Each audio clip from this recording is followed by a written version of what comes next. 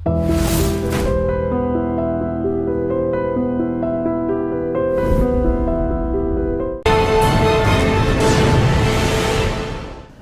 To crime diaries.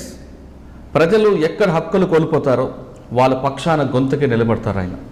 కార్మిక చట్టాలు ఎక్కడ అమలు కావో వాళ్ళ పక్షాన పోరాటం చేస్తారు ఆయన. ఆయనే ఈ వారం మన గెస్ట్. పేరు భీమారావు గారు, హైకోర్టు అడ్వకేట్, అమరావతి.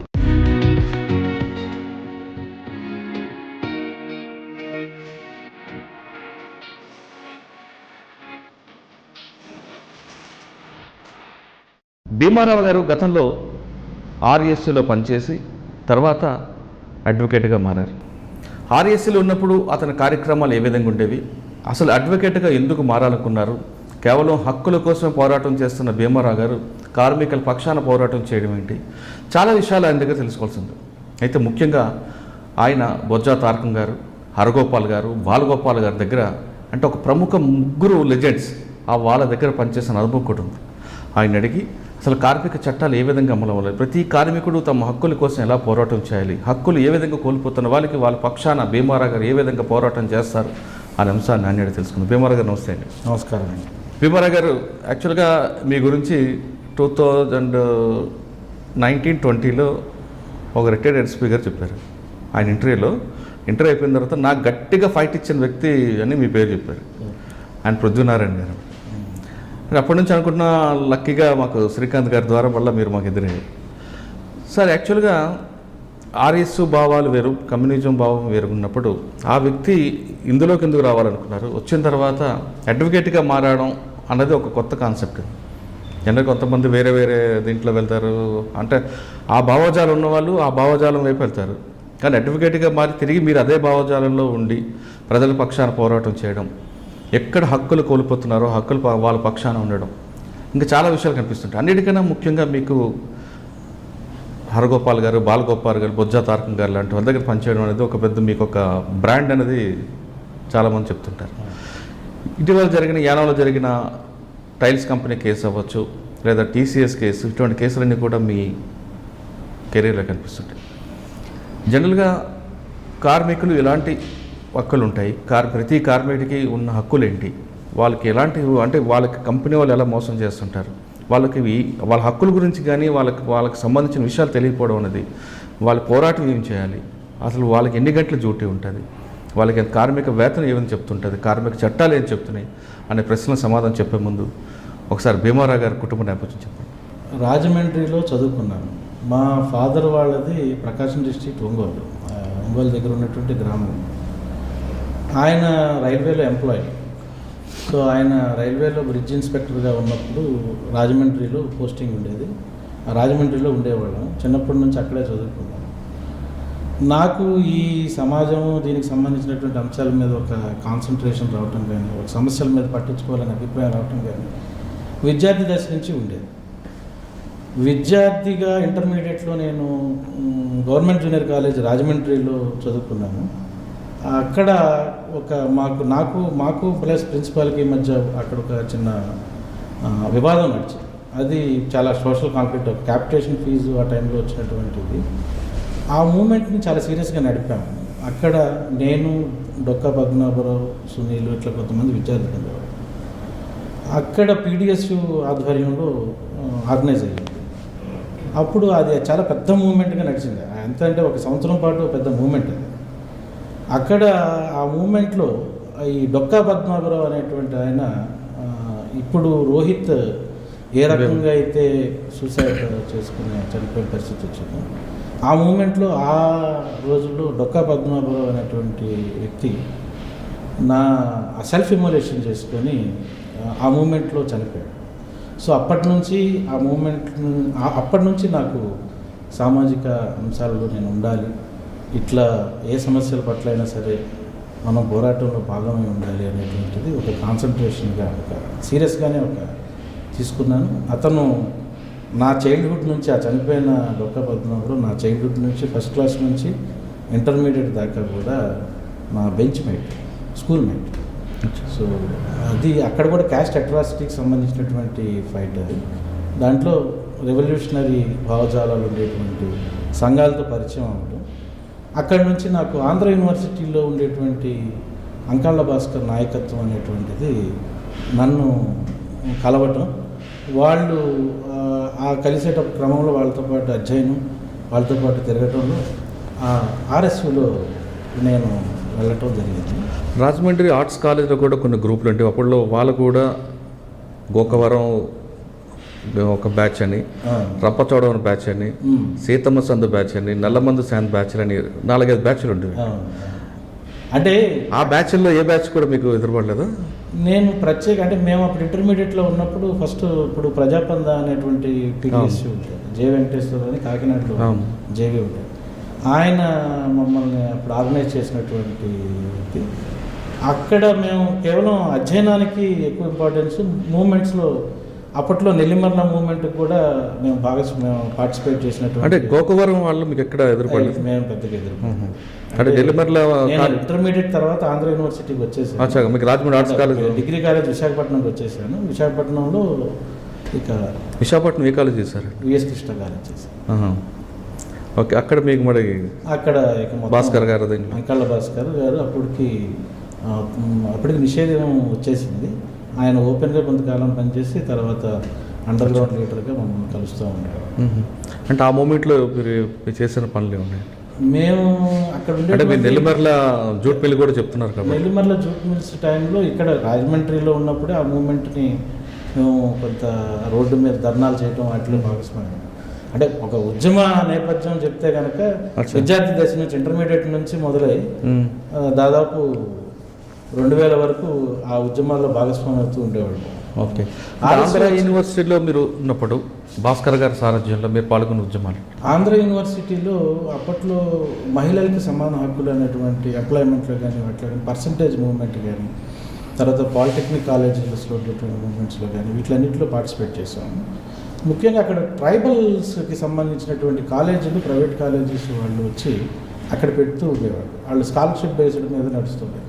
ఆ ట్రైబల్ స్టూడెంట్స్కి ఫుడ్ పెట్టడంలో కానీ, ఆ కాలేజీని నడపడమే కాకుండా స్టూడెంట్స్ని బాగా చూడాలనేటువంటి అభిప్రాయం లేకుండా మేనేజ్మెంట్స్ ఉండేటువంటి పరిస్థితుల్లో ఆ స్టూడెంట్స్ని మేము ఆర్గనైజ్ చేసి వాళ్ళకి ఒక మంచి ఫెసిలిటీస్ కల్పించడం, ఇట్లాంటివి కొన్ని చేసుకుంటూ వెళ్ళాము.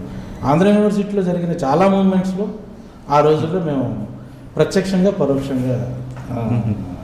అంటే అప్పుడు అప్పారావు గారు ఒక వైస్ ఛాన్సలర్ ఉండేవారు ఆ టైంలోనా? అది అప్పుడు గోపాలకృష్ణ గారు. గోపాలకృష్ణ గారు ఆ టైంలోనే చాలా జరిగింది. అప్పట్లో ఒక మహిళా స్కాలర్ పైన ఆంధ్ర యూనివర్సిటీ లెక్చరర్స్ ప్రొఫెసర్ చేసినటువంటి ఒక ఇన్సిడెంట్, దాని మీద కూడా పోరాటం జరిగింది. అంటే అప్పట్లో పోలీసు నిర్బంధం మీరు ఎదుర్కోవడం, అరెస్ట్లో వాటికి సంబంధించినది మీకు? నేను యాక్చువల్గా విద్యార్థి దశలో ఎక్స్పోజ్ కాలేదు, అంటే బయటికి పెద్దగా ఎక్స్పోజ్ కాలేదు. కానీ అంకాళ్ళ భాస్కర్ గారిని చనిపోయిన తర్వాత 90 ఏ విధంగా ఏప్రిల్లో ఆయన ఎయిర్పోర్ట్ దగ్గర ఎన్కౌంటర్ చేశారు పోలీసు. చనిపోయిన తర్వాత నా వివరాలు కొంత బయటకు రావటం, ఆ బయటకు వచ్చిన నేపథ్యంలో కొంతకాలం మళ్ళా ఆ ఏఓబి ఏరియాలో, శ్రీకాకుళం ఫారెస్ట్ ఆ ఏరియాలో కొంతకాలం లోపల ఉండి ఒక 2 సంవత్సరాల పాటు లోపల ఉండి తర్వాత బయటికి వచ్చి ఈ విద్య చదువుకొని అంటే ఏఓబిలో మీరు ఎక్కడున్నారు? మీరు ఆ అజ్ఞాతంలో ఉన్న టైంలో మీరు చేసే కార్యక్రమాలు? ఏఓబి ఏరియాలో మేము ఉన్నది శ్రీకాకుళం ఈ ఉద్దానం ఏరియాలోనే ఉన్నాం. ఉద్దానం ఏరియాలో ఉద్దానం కమిటీ దళంలో ఉండేవాడు. అంటే బొట్టపాడు బొట్టపాడు ఉద్దానం అంటే ఇక సముద్ర తీర ప్రాంతం ఇదంతా ఉండేది కదా, అట్లా ఉండేవాడు. అక్కడ మనకి ఉండేటువంటి పరిస్థితుల్లో అక్కడ ప్రజలు ఆ ట్రైబల్ ఏరియాస్లో ఉండేటువంటి ఈ పీపుల్ని కొంత దోపిడీ చేసుకునేటువంటి వ్యాపార వర్గాలని వాళ్ళని వ్యతిరేకంగా జరిగేటువంటి మూవ్మెంట్స్ అన్నింటిలోనూ ఆర్గనైజ్ చేయడంలోనూ ఇట్లా భాగస్వామ్యం. మరి ఎందుకు మీరు బయటకు వచ్చారు? నాకు యాక్చువల్గా అంటే కుటుంబ పరిస్థితులు ఇచ్చా బయటకు వచ్చాను. నాకు ఉండేటువంటి మా సిస్టర్ క్యాన్సర్తో ఉండే ఆ టైంలో బయటకు వచ్చి ట్రీట్మెంట్ తీసుకోవడానికి, అంటే ఆమెకి హెల్ప్ చేయడానికి అని చెప్పి బయటకి రావడం జరిగింది. ఇక అక్కడి నుంచి బయటే ఉంది.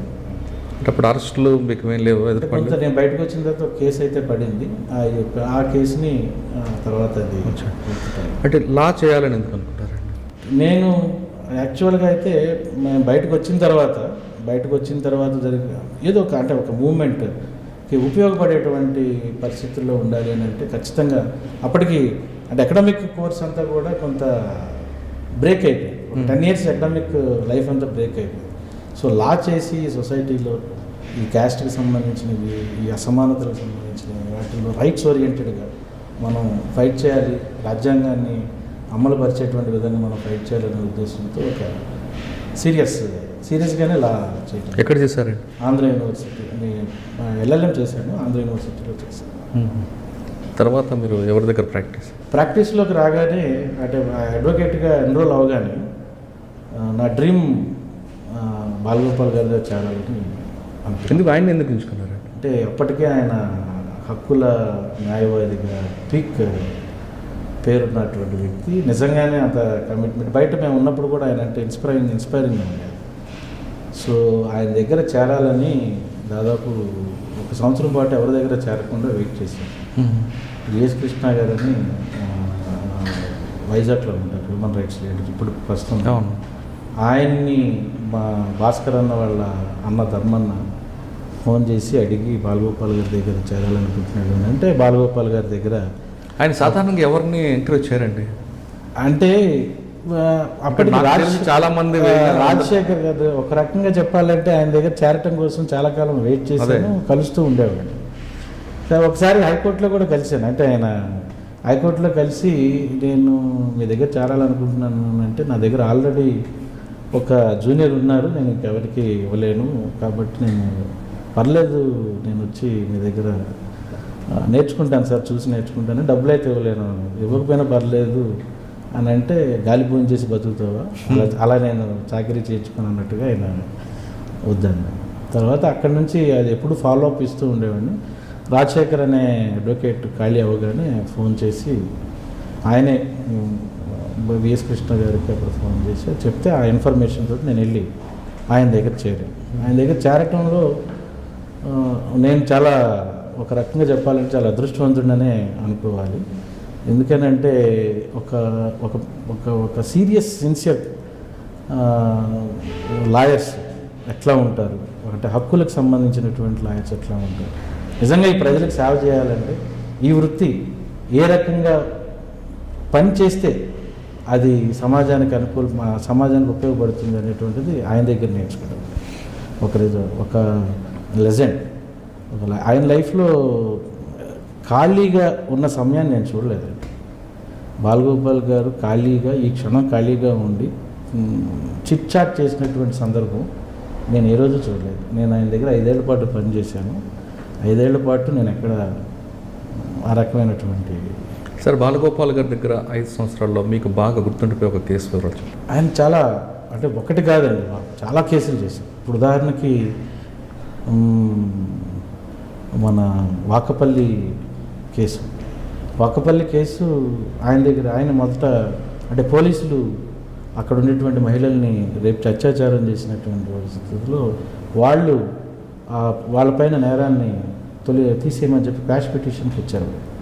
ఆ క్వాష్ పిటిషన్లో బాలగోపాల్ గారు ఆర్గ్యూ చేయడం జరిగినటువంటి పరిస్థితి అది నిలబడిపోయింది. ఇప్పుడు తర్వాత దాన్ని బొజ్జాధారకం గారు టేకప్ చేసి ఆ పోలీసుల మీద ఈరోజు ట్రయల్ జరగడానికి కారణం బాలగోపాల్ గారు, తర్వాత బొజ్జాధారకం గారు. కానీ ఆ కేసు మీరు పూర్తిగా స్టడీ చేస్తుంటారు, కానీ అందులో అసలు 376 వచ్చిందంటారా లేదా 354నే దానికి కావాలని? 376 ఖచ్చితంగా ఎస్టాబ్లిష్. అక్కడ ఉన్న పోలీసులు కొంతమంది చెప్పడం ఏంటంటే గ్రామీణ ప్రాంతాల్లో గిరిజన వెళ్ళి ఎంత మూకుడు మీద రేపు చేయడం అనేది అసాధ్యం, మా వాళ్ళు మిస్బిహేవ్ చేస్తుంటారు, కానీ వాళ్ళు కొంతమంది ప్రొవోక్ చేసి ఈ విధంగా 376 పెట్టే విధంగా చేశారని అప్పట్లో వాదన వచ్చింది. అంటే 376, 354 అనేటువంటిది పక్కన పెడితే హైకోర్టు అయితే వాళ్ళపైన ఉన్నటువంటి ఆరోపణ ఏదైతే ఉందో దాంట్లో వాస్తవం ఉంది కనుక దీన్ని ట్రయల్ చేయాల్సిందే అనే విధంగానే కోర్టు తన తీర్పును తను ఇచ్చింది. కాబట్టి 376, 354 అనేటువంటిది ఈరోజు ట్రయల్ నడుస్తూ ఉంది అక్కడ కోర్టు సబ్జుడిస్. కాబట్టి అట్లీస్ట్ అది రేపొద్దున అది ఏ రూపంలో బయటకు వస్తుంది అనేటువంటి తర్వాత సంగతి. కానీ 376, 354 అనేటువంటిది ఖచ్చితంగా ప్రూవ్ అవుతుంది. 354 376 ప్రూవ్ అవుతుంది అనేటువంటిది నా నమ్మకం. కానీ మెడికల్ రిపోర్ట్ దానికి అనుకూలంగా ఉందంటారా? ఎందుకంటే అప్పుడులో కేజీహెచ్ హాస్పిటల్ తీసుకురావడం, వాళ్ళని పరీక్షలు చేస్తున్న చాలా కార్యక్రమాలు జరిగాయి. మెడికల్ రిపోర్ట్స్లో చాలా ఆలస్యాలు అవి జరిగాయి. 376లో కామన్గా మహిళా స్టేట్మెంట్, అంటే ఏ బాధితురాలు స్టేట్మెంట్ ఏదైతే ఉందో ఆ స్టేట్మెంట్ ఈజ్ ఇనఫ్. అది తను చేయలేదని ప్రూవ్ చేసుకోవాల్సింది నిందితుడు, అవును, ప్రధానంగా నిందితుడి మీద భారం ఉంటుంది. అవును. కాబట్టి అది మెడికల్ ఎవిడెన్స్ ఉన్నా లేకపోయినా, మెడికల్ ఎవిడెన్స్ సంబంధించినటువంటి అంశం పక్కన పెట్టినా, అక్కడైతే సాక్షులు కానీ మిగతా వాళ్ళు కానీ చాలామంది 376 జరిగింది అనేటువంటిది ఉన్న వాస్తవం. ఓకే, తర్వాత ఇంకొక మంచి కేసు చెప్పండి. ఇక ఆయన ఇక్కడ ఉండేటువంటి హోటల్ రంగం ఏదైతే ఉందో, ఈ హైదరాబాద్లో ఉన్న హోటల్ రంగంలో పనిచేసే చాలామంది కార్మికులకి అంటే అన్యాయంగా, అన్ఫేర్గా వాళ్ళని తీసేస్తున్నటువంటి సందర్భాలు ఉంటాయి. వాళ్ళు ఏదో ఒకరోజు రాకపోతే, వాళ్ళకేదో వాళ్ళ మదర్ బాగలేకపోయినా, ఫాదర్ బాగలేకపోయినా, కార్మికుడు ఒకరోజు రాకపోతే ఆ ఉద్యోగాన్ని తొలగించినటువంటి సందర్భాలు చాలా చాలా చాలా కేసులు ఉన్నాయండి. అలాంటి కార్మికుల పక్షాన బాగా నిలబడి వాళ్ళందరికీ న్యాయం, ఉద్యోగాలు వచ్చినాయి. ఈ రోజుకి కూడా మేనేజ్మెంట్ హైకోర్టుకి వెళ్ళి, ఆ హైకోర్టుకి వెళ్ళటం వల్ల అక్కడ చట్టంలో ఏముందని అంటే, కార్మికుడు లేబర్ కోర్టులో గెలిచిన తర్వాత ఆ గెలిచినటువంటి జడ్జిమెంట్ని మేనేజ్మెంట్ కనుక ఛాలెంజ్ చేస్తే, ఆ ఛాలెంజ్ చేసినటువంటి క్రమంలో, ఆ ఛాలెంజ్ చేసిన కాలం మొత్తం కూడా తను ఆ కార్మికుడు లాస్ట్ డ్రాన్ వేజెస్ చట్టం ప్రకారంగా చెల్లించాలి. ఇప్పటికీ చెల్లిస్తున్న కేసులు చాలా ఉన్నాయి. ఇప్పటికీ ఆ కార్మికులు ఆ రకంగా 17B వేజెస్ని తీసుకుంటున్నటువంటి కేసులు చాలా ఉన్నాయి. ఒకటి కాదులేండి, అంటే బాలగోపాల్ గారు చేసిన ఈవెన్ లార్జర్ బెంచ్లో ఎన్కౌంటర్లో పార్టిసిపేట్ చేసినటువంటి పోలీసులు మీద సెక్షన్ 302 అమలు చేయాల్సిందే అనేటువంటి ఆజాద్ కేసు. ఆజాద్ కాదు, ఏపీసీఎల్సీ వాళ్ళు ఫైల్ చేసినటువంటి కేసులో ఏపీసీఎల్సీ తరఫున తారకం గారు, బాలగోపాల్ గారు ఇంకొక బాధితుల తరఫున అది లార్జర్ బెంచ్కి వెళ్ళింది. 5 జడ్జెస్ బెంచెస్కి వెళ్ళింది ఇదే హైకోర్టులో. అందులో పోలీసులు ఆ ఎన్కౌంటర్లో పార్టిసిపేట్ చేసినటువంటి పోలీసుల పైన కూడా 302 పెట్టాల్సిందే అనేటువంటి తీర్పుని తీసుకురావడంలో మా తారకం గారు, బాలగోపాల్ గారు ఇద్దరి పాత్ర ప్రధానమైనది. అప్పుడు కన్నాభిరామ్ గారు కూడా ఉన్నారు, ఆయన కూడా భాగంగా. ఓకే సార్, బాలగోపాల్ గారి దగ్గర నేను ఒక కేసు చూశానండి. జనరల్గా ఆయన దగ్గరికి ఎవరైనా పిటిషనర్ వస్తే వాళ్ళు చెప్పిన సమస్య విని ఆయన సొంత ఇంట్లో జరిగినట్లు ఫీల్ అయ్యి ఆ ఎమోషన్ చూపించడం, వాళ్ళతో ఇంటరాక్ట్ అయ్యి, అసలు ఒక అడ్వకేటు ఒక బాధితుడిలాగా లేకుండా ఇంట్లో అన్నదమ్ములు ఎలా మాట్లాడుకుంటారో ఆ విధంగా మాట్లాడుకుంటారు. అటువంటి సంఘటన మీకు ఏమైనా గుర్తుంటే చెప్పండి. ఆయన తీరులో అట్లా ఎమోషన్కి గురైనటువంటి పద్ధతిని ఏమి బయటికి చూపించరు, కానీ తన పనిలో అది చూపిస్తాడు. ఇప్పుడు ఉదాహరణకి క్యాష్యూ అంటే మన శ్రీకాకుళం జిల్లాలో ఈ జీడిపప్పులకు సంబంధించినటువంటి ఫ్యాక్టరీలని అక్కడ దానివల్ల వచ్చే పొల్యూషన్ వల్ల అక్కడ ప్రజలు చాలా ఊపిరితిత్తులకు సంబంధించినటువంటి ఇది డిసీజెస్ని ఎదుర్కొంటూ ఉన్నారు. వాళ్ళందరి తరఫున పొల్యూషన్ కంట్రోల్ బోర్డు వాటిల్లో ఇక్కడికి వచ్చి దాన్ని తొలగించడానికి కేసు పెడితే, అక్కడ ఉండేటువంటి ఆ ఫ్యాక్టరీని తొలగించి అక్కడ చాలా దూరానికి తీసుకెళ్లాలనేటువంటి ఒక కేసు పెడితే, ఆ కేసులో పొల్యూషన్ కంట్రోల్ బోర్డులో సార్ అపీర్ అయ్యారు.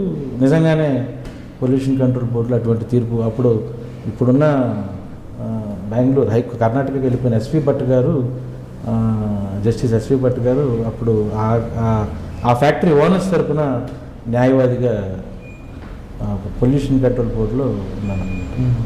ఆ కేసులో కూడా బాలగోపాల్ గారు బాగా గెలిచారు. అదొకటి శ్రీకాకుళంలో జరిగినటువంటి చాలా మూమెంట్స్.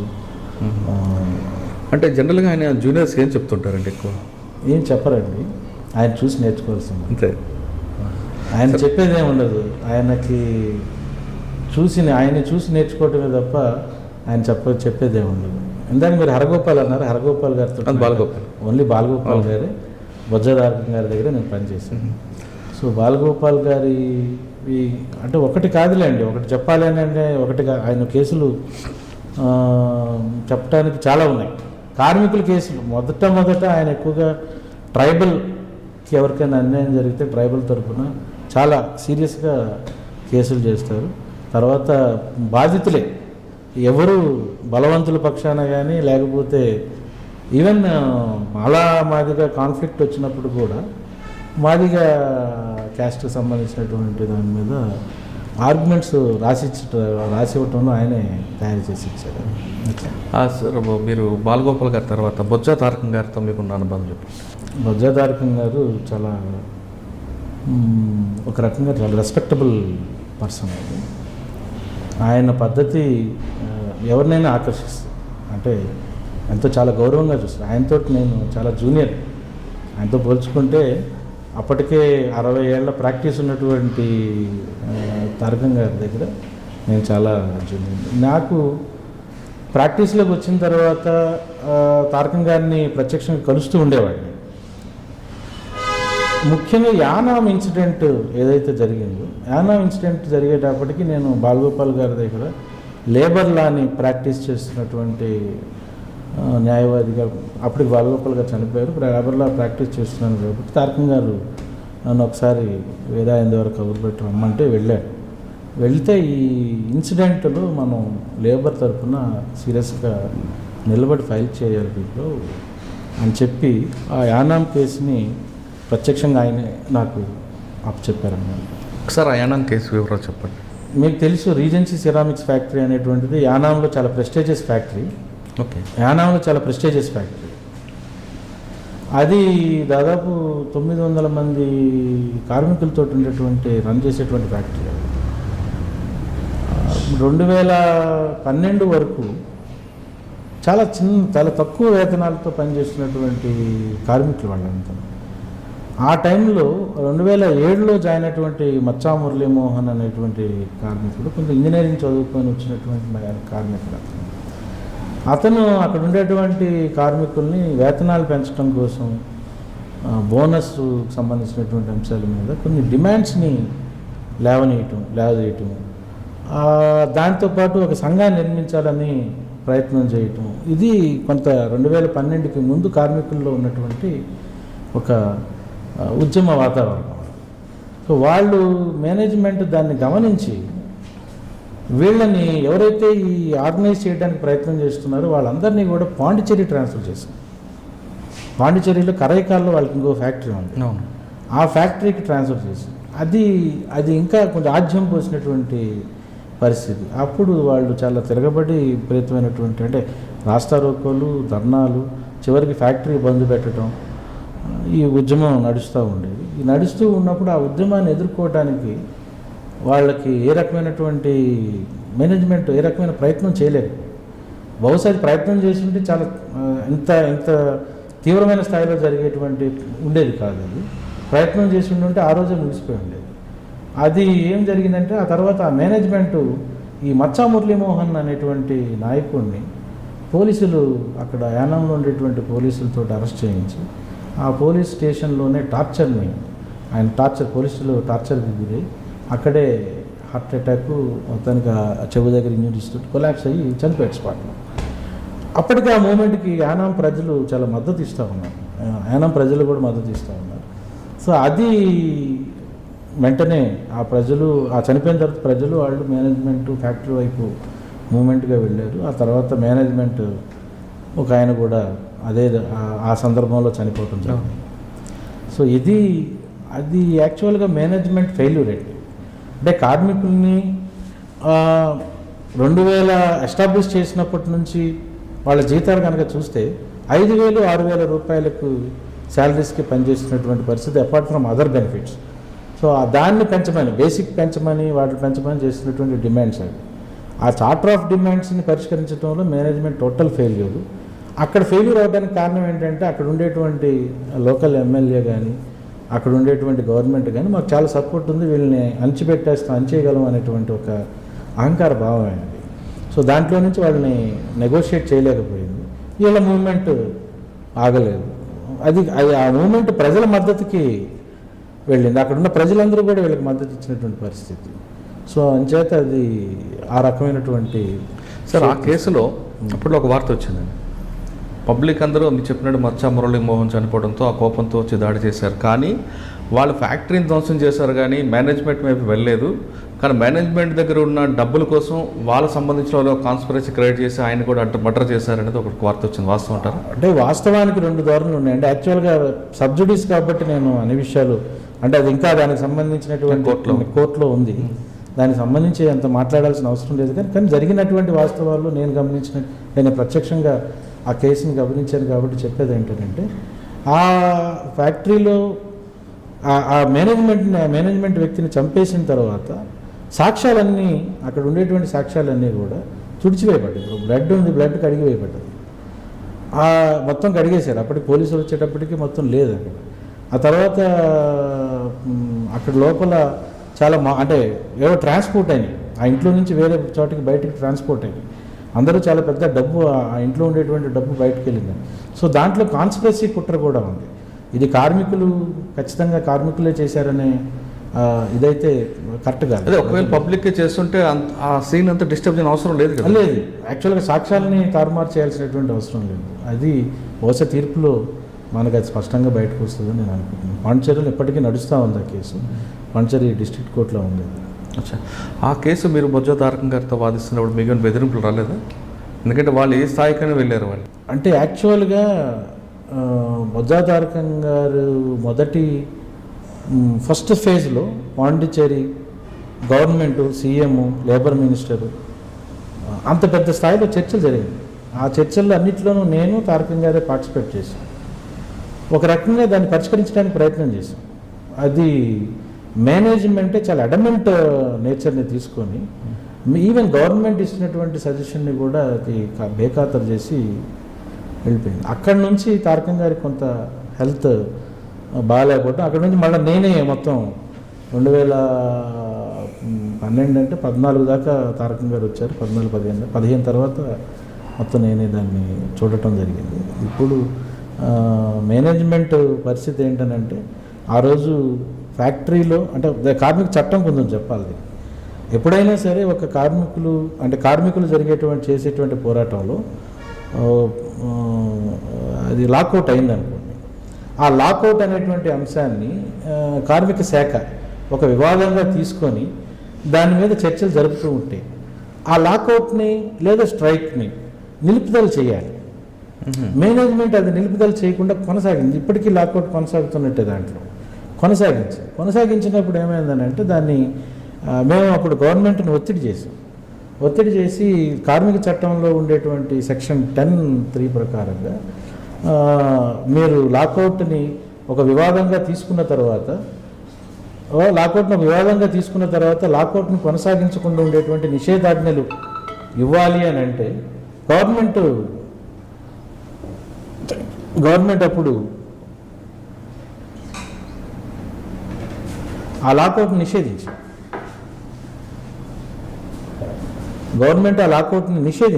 నిషేధించిన తర్వాత కూడా లాకౌట్ కొనసాగుతూ ఉంది. కాబట్టి ఏమైందనంటే లాకౌట్ నిషేధించిన తర్వాత కూడా లాకౌట్ని కొనసాగించినటువంటి పరిస్థితి ఉంది. కాబట్టి మేనేజ్మెంట్ వాళ్ళకి జీతాలు ఇవ్వాల్సినటువంటి పరిస్థితిలో పడ్డది. దాని తర్వాత ఆ నిషేధించినటువంటి జీవోని చెన్నై హైకోర్టుకి వెళ్ళి స్టే చేసుకోవడానికి ప్రయత్నం చేశారు. ఆ క్రమంలో ఆ మూమెంట్ 9 ఏళ్ల పాటు కొనసాగింది. ఇప్పుడు వాళ్ళిద్దరి మధ్య ఒక ఒప్పందం కుదిరింది. కార్మికులకి మేనేజ్మెంట్కి మధ్యన నేనే ప్రత్యక్షంగా ఉన్నాను. జిఎన్ నాయుడు గారితో కూడా అప్పుడు మాట్లాడటం జరిగింది. ప్రత్యక్షంగా మేమందరం కలిసి దాన్ని ఒక ఒప్పందానికి తీసుకొచ్చి ఈరోజు అక్కడ ఒక్కొక్క కార్మికుడికి మేనేజ్మెంట్కి ఉండేటువంటి ఒక స్థలంలో ప్రతి కార్మికుడికి 3 సెంట్ల స్థలం, అది ఒక 6,000 ఎంత ఖరీదు చేస్తుంది. 6 లక్షలు ఖరీదు చేస్తుంది. 6 లక్షలు ఖరీదు చేసేటువంటి ఒక 3 సెంట్లు ప్రతి కార్మికుడికి మేనేజ్మెంటే ఇచ్చేలాగా, ఫ్యాక్టరీ తెరవని అంటుంది కాబట్టి సో మేనేజ్మెంటే ఇచ్చేలాగా ఒక ఒప్పందానికి తీసుకొచ్చాం. సార్ దీనివల్ల ఏం సాధించారండి మేనేజ్మెంట్ అంటే కార్మిక ఉద్యమాల్లో కార్మికులను అణిచివేయటానికి మేనేజ్మెంట్స్ చట్టాన్ని ఉల్లంఘిస్తాయి, బేఖాతరు అంటే ఒక పెద్ద గవర్నమెంట్ అంటే కాన్స్టిట్యూషన్ కానీ దేన్నైనా కూడా అవి బేఖాతరు చేస్తాయి, పట్టించుకోవు. కేవలం వాళ్ళ ఎడమెన్సీని నిలబెట్టుకోవడానికి కేవలం వాళ్ళ అజమాయిషి ఉండడానికి వాళ్ళ మధ్య కార్మికుల మధ్య వాళ్ళ మధ్య ఒక ఒప్పందానికి రాకుండా ఇలాగా కొనసాగించి చివరికి ఏమవుతుంది ఫ్యాక్టరీ బూజు పట్టే స్థాయికి తీసుకెళ్ళారు అంతే తప్ప ఇంకేం వాళ్ళకి లాభమే లేదు అందులో. అదే చివరికైతే మరి కాంప్రమైజ్కి వచ్చారు కదా. కాంప్రమైజ్కి రావాల్సిందే, చట్టం అది. అవును, ఆ పని ముందే చేయొచ్చు కదా. ఇప్పుడు ఆ పని మేము ముందు నుంచి అడుగుతాం, అంటే కాంప్రమైజ్ అడగట్లేదు. ఇంకా ఫ్యాక్టరీ తెరమని అంటున్నాము, ఫ్యాక్టరీ తెరిచి ఉద్యోగాలు ఇవ్వమన్నాడు. ఎందుకంటే ఇన్సూరెన్స్ కోసం కొన్ని అంటే ఇన్సూరెన్స్ కంపెనీకి మేనేజ్మెంట్ అప్లై చేసుకుంది. ఆ దాడి జరిగిన తర్వాత ఆ ఫ్యాక్టరీలో జరిగినటువంటి మిషనరీ నష్టాన్ని అన్నింటిని పెట్టి ఆ ఇన్సూరెన్స్ కంపెనీలో క్లెయిమ్ కోసం ఇన్సూరెన్స్ వాటికి పెట్టింది. అది పెట్టినప్పుడు దాంట్లో డబుల్ ది అమౌంట్ కూడా వేశారని, అంటే నష్టం కంటే కూడా ఇంకా ఎక్కువ అమౌంట్ దాంట్లో చూపించడం వల్ల వాళ్ళకి ఆ ఇన్సూరెన్స్ గ్రాంట్ కాలేదని. తర్వాత దాంట్లో వాళ్ళు కట్టేటువంటి డబ్బులు బకాయిలు పెరగటం, వీటిలో నుంచి వాళ్ళు అసలు మొత్తంగా ఆ ఫ్యాక్టరీని తెరిచే పరిస్థితుల్లోకి కూడా లేకుండా పోయింది అది. సో కార్మికులతో ఒప్పందం చేసుకుంటేనే రేపు పొద్దున వాళ్ళకి వీటిలన్నింటిలో కూడా పరిష్కారం దొరికే అవకాశం ఉంది. కాబట్టి చివరికి GN-9 9 ఏళ్ళ తర్వాత నేనున్నాను ఇక్కడే జిమ్ఖానా క్లబ్లోనే జరిగింది అది. దాంట్లోనే మాట్లాడి అక్కడ ఒక ఒప్పందానికి తీసుకొచ్చి, అదే గొప్ప విషయం ఏంటంటే కార్మికులు 9 ఏళ్ల పాటు అసలు దాన్ని అంటే ఉద్యమాన్ని ఏ స్థాయికి తీసుకెళ్ళాలో ఆ స్థాయికి తీసుకెళ్ళాలి. బయట సమాజం అక్కడ కార్మిక యానం సపోర్ట్ రావటం, ఇక మేనేజ్మెంట్ తప్పనిసరి పరిస్థితుల్లో వీళ్ళతో ఒప్పందం చేసుకోవాలి, లేకపోతే ఫ్యాక్టరీ తెరిచి ఉద్యోగం అన్నా ఇవ్వాలి. ఈ పరిస్థితే తప్ప వాళ్ళకి ఇంకో గత్యంతరం లేని పరిస్థితుల్లో ఒప్పందానికి తీసుకొచ్చారు. అది సార్, మీరు కార్మిక చట్టాల గురించి మాట్లాడుతున్నారు కాబట్టి సాధారణంగా ప్రతి కార్మికుడికి ఉన్న హక్కులు ఏంటి చెప్పండి. అంటే కార్మికుడికి అంటే అది రకరకాలు ఉంటాయండి. దినసరి కూలీలు వేరేగా ఉంటారు, మంత్లీ పనిచేసే వాళ్ళు వేరేగా ఉంటారు, షాపుల్లో పనిచేసే వాళ్ళు ఉంటారు, కర్మాగారంలో పనిచేసే వాళ్ళు వేరే ఉంటారు, డిఫరెంట్స్ ఉంటాయి. అంటే కార్మికుడి గురించి అంటే కార్మిక చట్టాన్ని గురించి చెప్పే ముందు ఈ కార్మిక చట్టాన్ని మనం డాక్టర్ బిఆర్ అంబేద్కర్ గారి దృష్టిలో నుంచి తీసుకెళ్తాం. డాక్టర్ బిఆర్ అంబేద్కర్ కార్మిక దీంట్లో ఉన్నప్పుడు బాంబే ప్రావిన్స్లో ఎమ్మెల్యేగా ఉన్నప్పుడు బాంబే ప్రావిన్సీలో ఆయన సభ్యుడిగా ఉన్నప్పుడు ఏం చేశారనంటే ఈ కార్మిక చట్టాన్ని ఈ దేశంలోకి దిగుమతి జరుగుతున్న సమయం, ఇప్పుడున్న కార్మిక చట్టం దేశంలో దిగుమతి జరుగుతున్నది, అంటే దేశం అడాప్ట్ చేసుకుంటున్నటువంటి సందర్భంలో బాంబే ప్రావిన్స్లో అటుపక్క కమ్యూనిస్టులు, ఇంకొక పక్క కాంగ్రెస్ వాళ్ళు, ఒక పక్క అంబేద్కర్ గారు ఈ వాదన జరుగుతూ ఉంది. దాన్ని తీసుకోవాలా, ఈ లెజిస్లేషన్ని మనం అడాప్ట్ చేసుకోవాలా లేదా అనేటువంటి ఒక వాదన జరుగుతూ ఉన్నప్పుడు బాంబే ప్రావిన్స్లో డాక్టర్ బిఆర్ అంబేద్కర్ స్పష్టంగా చెప్పింది ఏంటంటే ఈ చట్టాన్ని ఈ రకంగా ఇదే పద్ధతిలో కనుక మనం అమలు చేయడానికి తీసుకొస్తే ఇది కార్మికులకి హంతక చట్టంగా మారుతుంది తప్ప కార్మికులకి మేలు చేసే చట్టంగా ఉండదు. ఎందుకు అని అంటే కార్మిక వివాదాన్ని, కార్మికుడి సమస్యని పరిష్కరించడానికి ఒక మెకానిజం ఉంది. ఆ మెకానిజం పనిచేసే విధానానికి పట్టే కాలం దానికి ఒక లిమిటేషన్ లేదు. అదంతా ఎంతకాలమైనా ఆ మెకానిజం వెళ్ళేటువంటి పరిస్థితి ఇప్పటికీ కూడా ఆ మెకానిజంలో అలసత్వం, ఆ మెకానిజంలో దాన్ని పనిచేయలేకపోవడం ఇట్లాంటి పరిస్థితులు. అందుకని ఆయన ఇప్పుడున్న కార్మిక చట్టంలో కొన్ని ప్రతిపాదించింది ఏంటంటే ఈ కార్మికులు లేవదీసేటువంటి మేనేజ్మెంట్ మీద లేవదీసేటువంటి చట్టపరమైన ఏవైతే డిమాండ్స్ ఉంటాయో ఆ డిమాండ్స్తో చేసే పోరాటం మీద ఈ రాజ్యం అంటే స్టేట్ పాలకులు పోలీసుల్ని ఉపయోగించడానికి వీల్లేదు అనే సెక్షన్ని తీసుకురావాలి ఈ చట్టంలో అని ఆ రోజు బాంబే ప్రావిన్స్లో ఆయన డాక్టర్ బిఆర్ అంబేద్కర్ గారు మాట్లాడారు. అదే కాకుండా ఇంకోటి కూడా ఏం మాట్లాడారంటే ఆయన యాజమాన్యాలు రోజువారీ లాభాలు వాళ్ళకి వచ్చేటువంటి రోజువారీ లాభాలను ఖచ్చితంగా బహిర్గతం చేయాలి, ప్రతిరోజు బహిర్గతం చేయాలి. తద్వారా కార్మికులు తమ హక్కుల్ని ఏ రకంగా డిమాండ్ చేయాలి, ఎంత డిమాండ్ చేయాలి అనేటువంటి తెలుసుకోగలుగుతారు. ఈ రెండు ప్రావిజన్స్ని, ఈ రెండు అంశాలు గల ప్రావిజన్స్ని ఈ చట్టంలో కనుక మీరు పొందుపరిస్తే ఈ చట్టాన్ని నేను అంగీకరిస్తాను, లేకపోతే ఇది కార్మిక హంతక చట్టంగా మారిపోతుంది అనేటువంటిది చెప్పాడు. అదే ఆ మార్పుని ఈ రోజుకి తీసుకురాలేదు ఆ చట్టంలో. కనుక ప్రతి కార్మిక పోరాటంలో పోలీసులు ఇన్వాల్వ్ అవటం, ప్రతి కార్మికుడు యాజమాన్యం చేతిలో దోపిడీకి గురవటం సర్వసాధారణంగానే ఉంది. ఇది కమ్యూనిస్టుల భాషలోనేమో తిరుగుబాటు చేస్తే పోతుందని, కానీ అంబేద్కర్ సూచించినటువంటి డాక్టర్ బిఆర్ అంబేద్కర్ సూచించిన ప్రతిపాదనలు కనుక అమలు జరిగి ఉంటే బహుశా కార్మికులకి ఈరోజు చాలా సీరియస్గా న్యాయం జరుగుతూ ఉండేది. కానీ మీరు చెప్పినట్లుగా ఆ విధంగా జరిగితే కార్మికులు కొంతమంది ఆ ముసుగులో కూడా మేనేజ్మెంట్కి బ్లాక్మెయిల్ చేసే అవకాశాలు ఉంటాయి. అంటే తమ హక్కుల గురించి పోరాటం చేసేటప్పుడు ఒక ముసుగు ఉండదండి.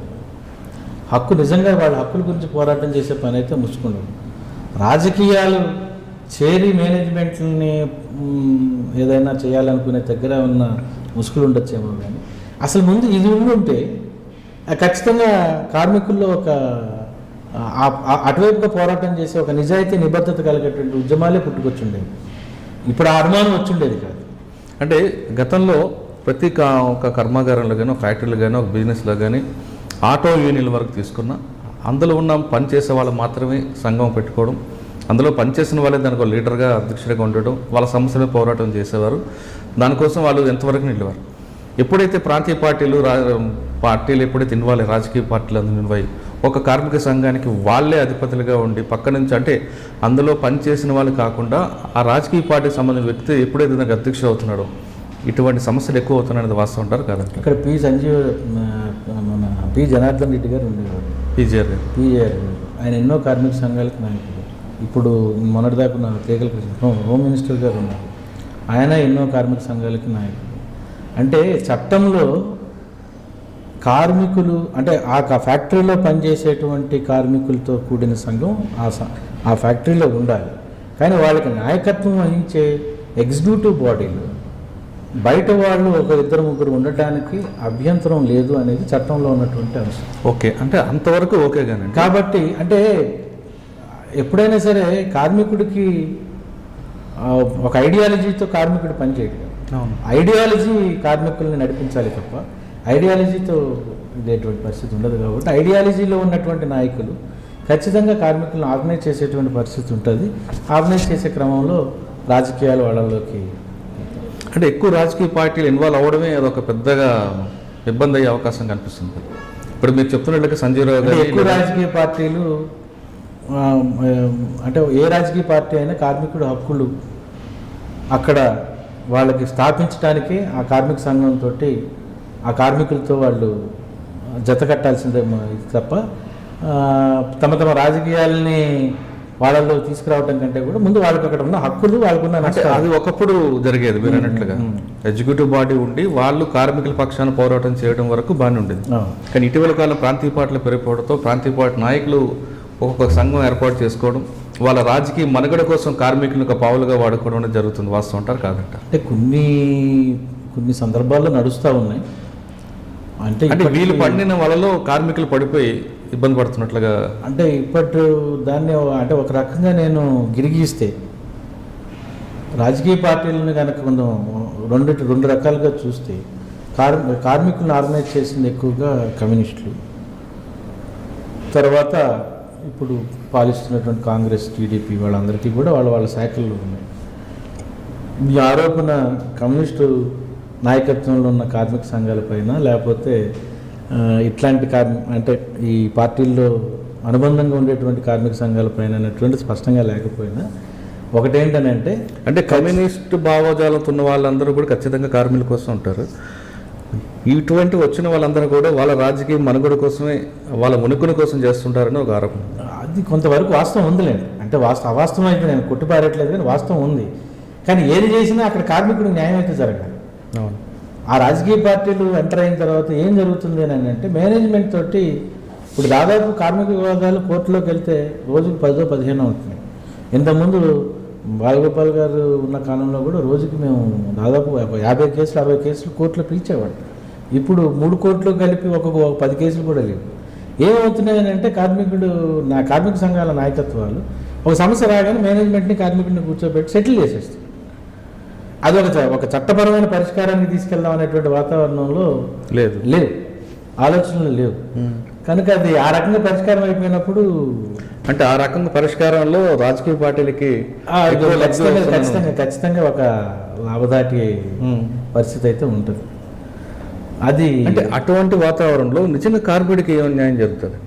ఇప్పుడు కార్మికుడికి న్యాయం జరగటం అని అంటే కార్మికుడికి న్యాయం జరగటం అని అంటే కార్మిక ఆ ఒక ఒక ఒక పరిశ్రమలో కానీ ఒక ఎస్టాబ్లిష్మెంట్లో కానీ తను దోపిడీకి గురవ్వకుండా స్పష్టంగా లైఫ్ స్టాండర్డ్స్లో మంచి salary, safety measures, minimum wages చట్టం ప్రకారంగా వాళ్ళకి శాలరీస్ని ఫిక్స్ చేశారా లేదా, ఇది ఒక గౌరవప్రదమైన డిగ్నిటీ ఉందా లేదా అనేటువంటిది ఒక ప్రధానంగా ఉండేటువంటి ఇది.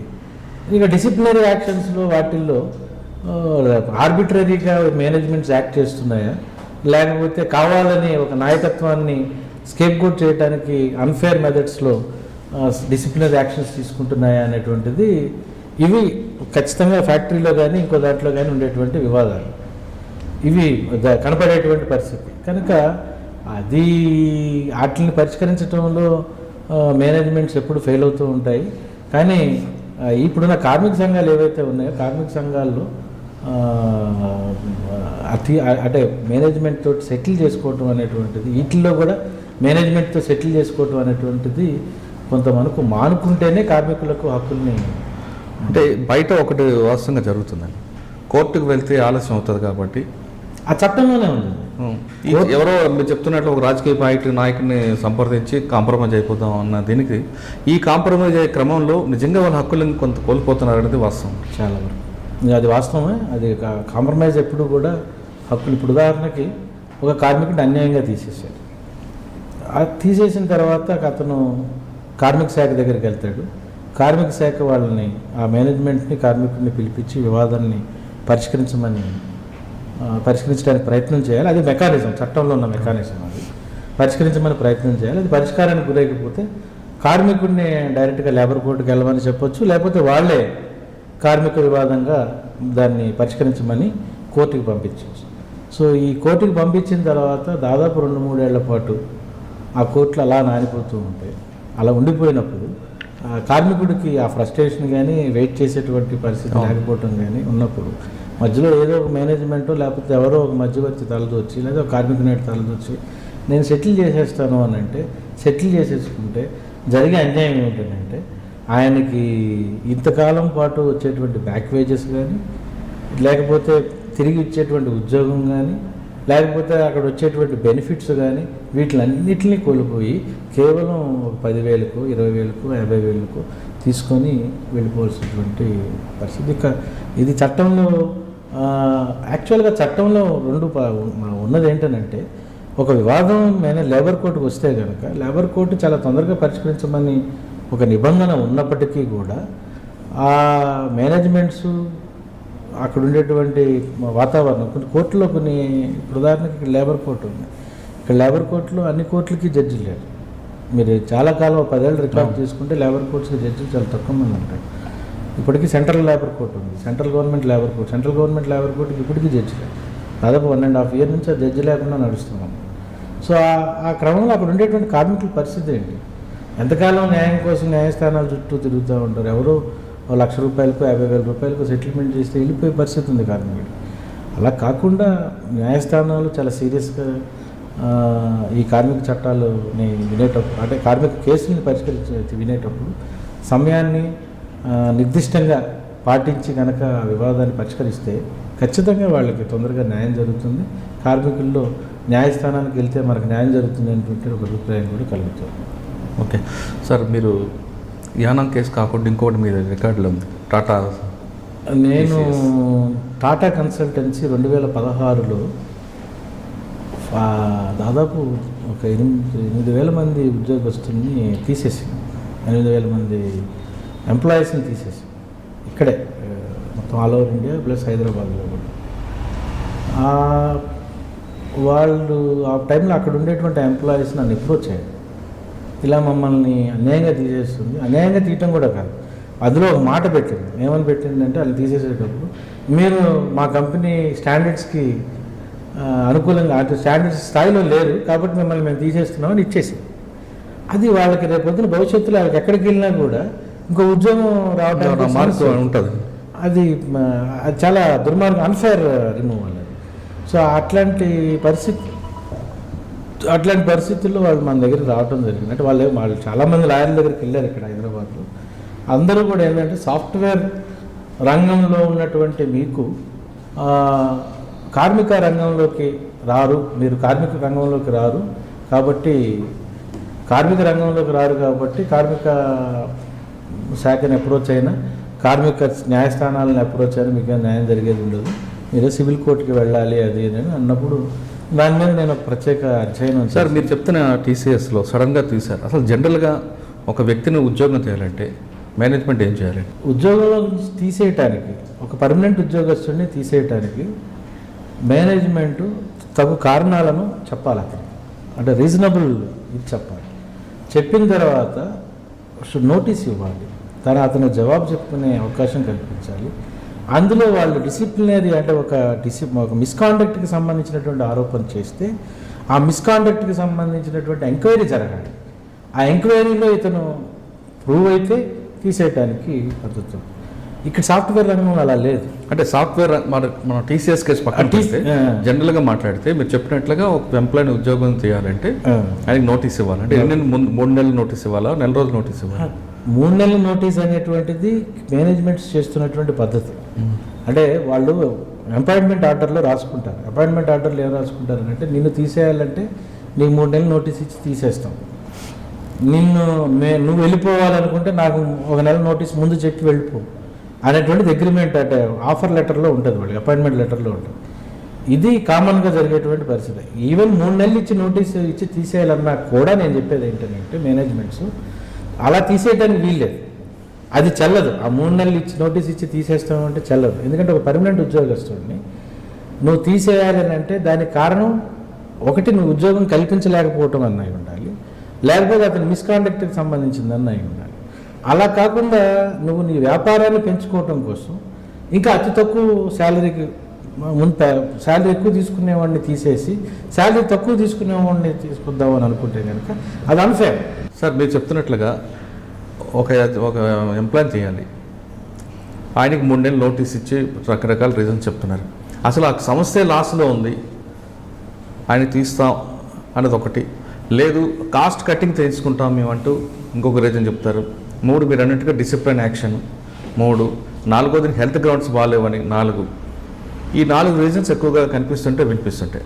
ఇటువంటి సిచ్యువేషన్లో జరిగితే కార్మికులకు నష్టం జరిగితే అటువంటి కార్మికులు ఏ విధంగా పోరాటం చేయాలి? అంటే మీరు చెప్పిన 4 కండిషన్స్లోనూ ఆ 4 కండిషన్స్కి సంబంధించి కార్మిక చట్టంలో కార్మికుడికి రక్షణలు ఉన్నాయి. ఉదాహరణకి అపాయింట్మెంట్ లెటర్లో 3 నెలలు ఇచ్చి తీసేయచ్చు అనేటువంటి ఉంది అనుకుందాం, 3 నెలలు నోటీస్ ఇచ్చి తీసేయచ్చు ఉన్నది అనుకుందాం. ఆ 3 నెలలు నోటీస్ ఇచ్చి తీసేయటం అనేది ఏ సందర్భంలో అది ఉండదు అక్కడ. అపాయింట్మెంట్ ఇచ్చేటువంటి అంటే తను తీసేయాలనుకుంటే ఈ 3 నెలలు నోటీస్ ఇచ్చి తీసేయచ్చు అనేది రాసుకుంటారు. తను ఎందుకు తీసేయాలి, ఎలా తీసేయాలి, ఏ పద్ధతిలో తీసేయాలి అనేది మళ్ళీ కార్మిక చట్టం చూడాలి.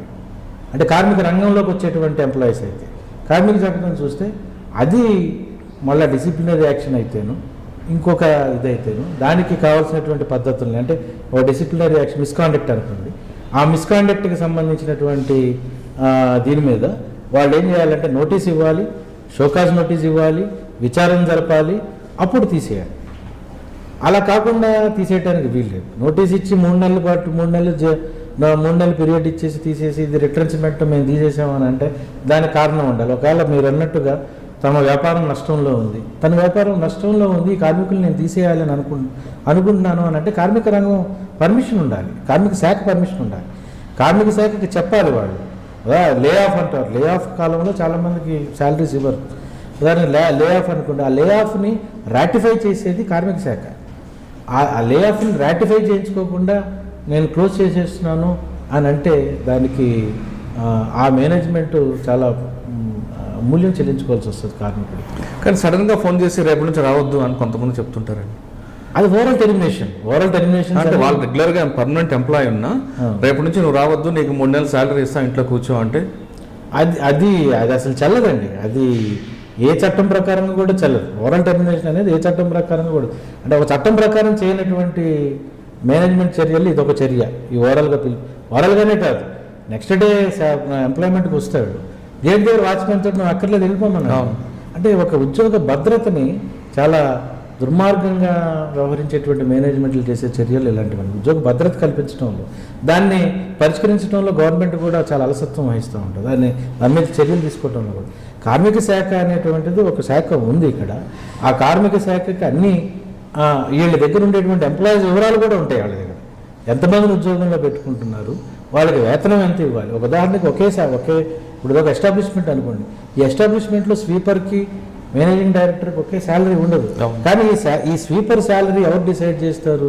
మినిమం వేజెస్ యాక్ట్ ప్రకారంగా ఒక కమిటీ ఉంటుంది. ఆ committee minimum wages to the sweeper of an establishment ఎంత ఇవ్వండి అని ఒక రాస్తుంది. దానికి లోబడి, అంటే దానికి తక్కువ ఇవ్వటమే ఈరోజు దోపిడీ చేయటం. యాజమాన్యాలు ఆ మినిమం వేజెస్ చట్టాన్ని కూడా ఉల్లంఘించి దానికి తక్కువగా ఇచ్చేటువంటి శాలరీస్ ఇచ్చేవాళ్ళు కూడా చాలామంది ఉన్నారు. అంటే కొన్ని కంపెనీల్లో ఒక 100 మంది ఉన్నారనుకోండి ఎంప్లాయీస్, ఒక 50 మందికి సడన్గా రిమూవ్ చేసి మీ అందరికీ 2 నెలలు జీతాలు ఇస్తా, మీరు రావద్దు అని చెప్పి పంపించేస్తారు.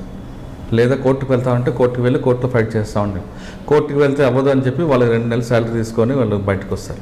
కోర్టులో అలాంటి కార్మికులు గెలుస్తారు. అంటే కోర్టుకు వెళ్తే టైం అవుతుంది కాబట్టి ఆ 2 నెలల శాలరీ వచ్చింది అనుకుని బయటపడతారు. కానీ లిస్టులో మాత్రం ఆ 100 మంది చూపిస్తూ వాళ్ళకి శాలరీ డబ్బులు డ్రా చేసుకొని హెచ్ఆర్లో డ్రా చేసుకున్న కొన్ని సంస్థలు ఉన్నాయి. వాళ్ళని ఏ విధంగా మనం యాక్ట్ చేయాలి? అంటే ఉదాహరణకి ఏ కార్మికుడికైనా సరే పిఎఫ్ అనేది కంపల్సరీ అండి.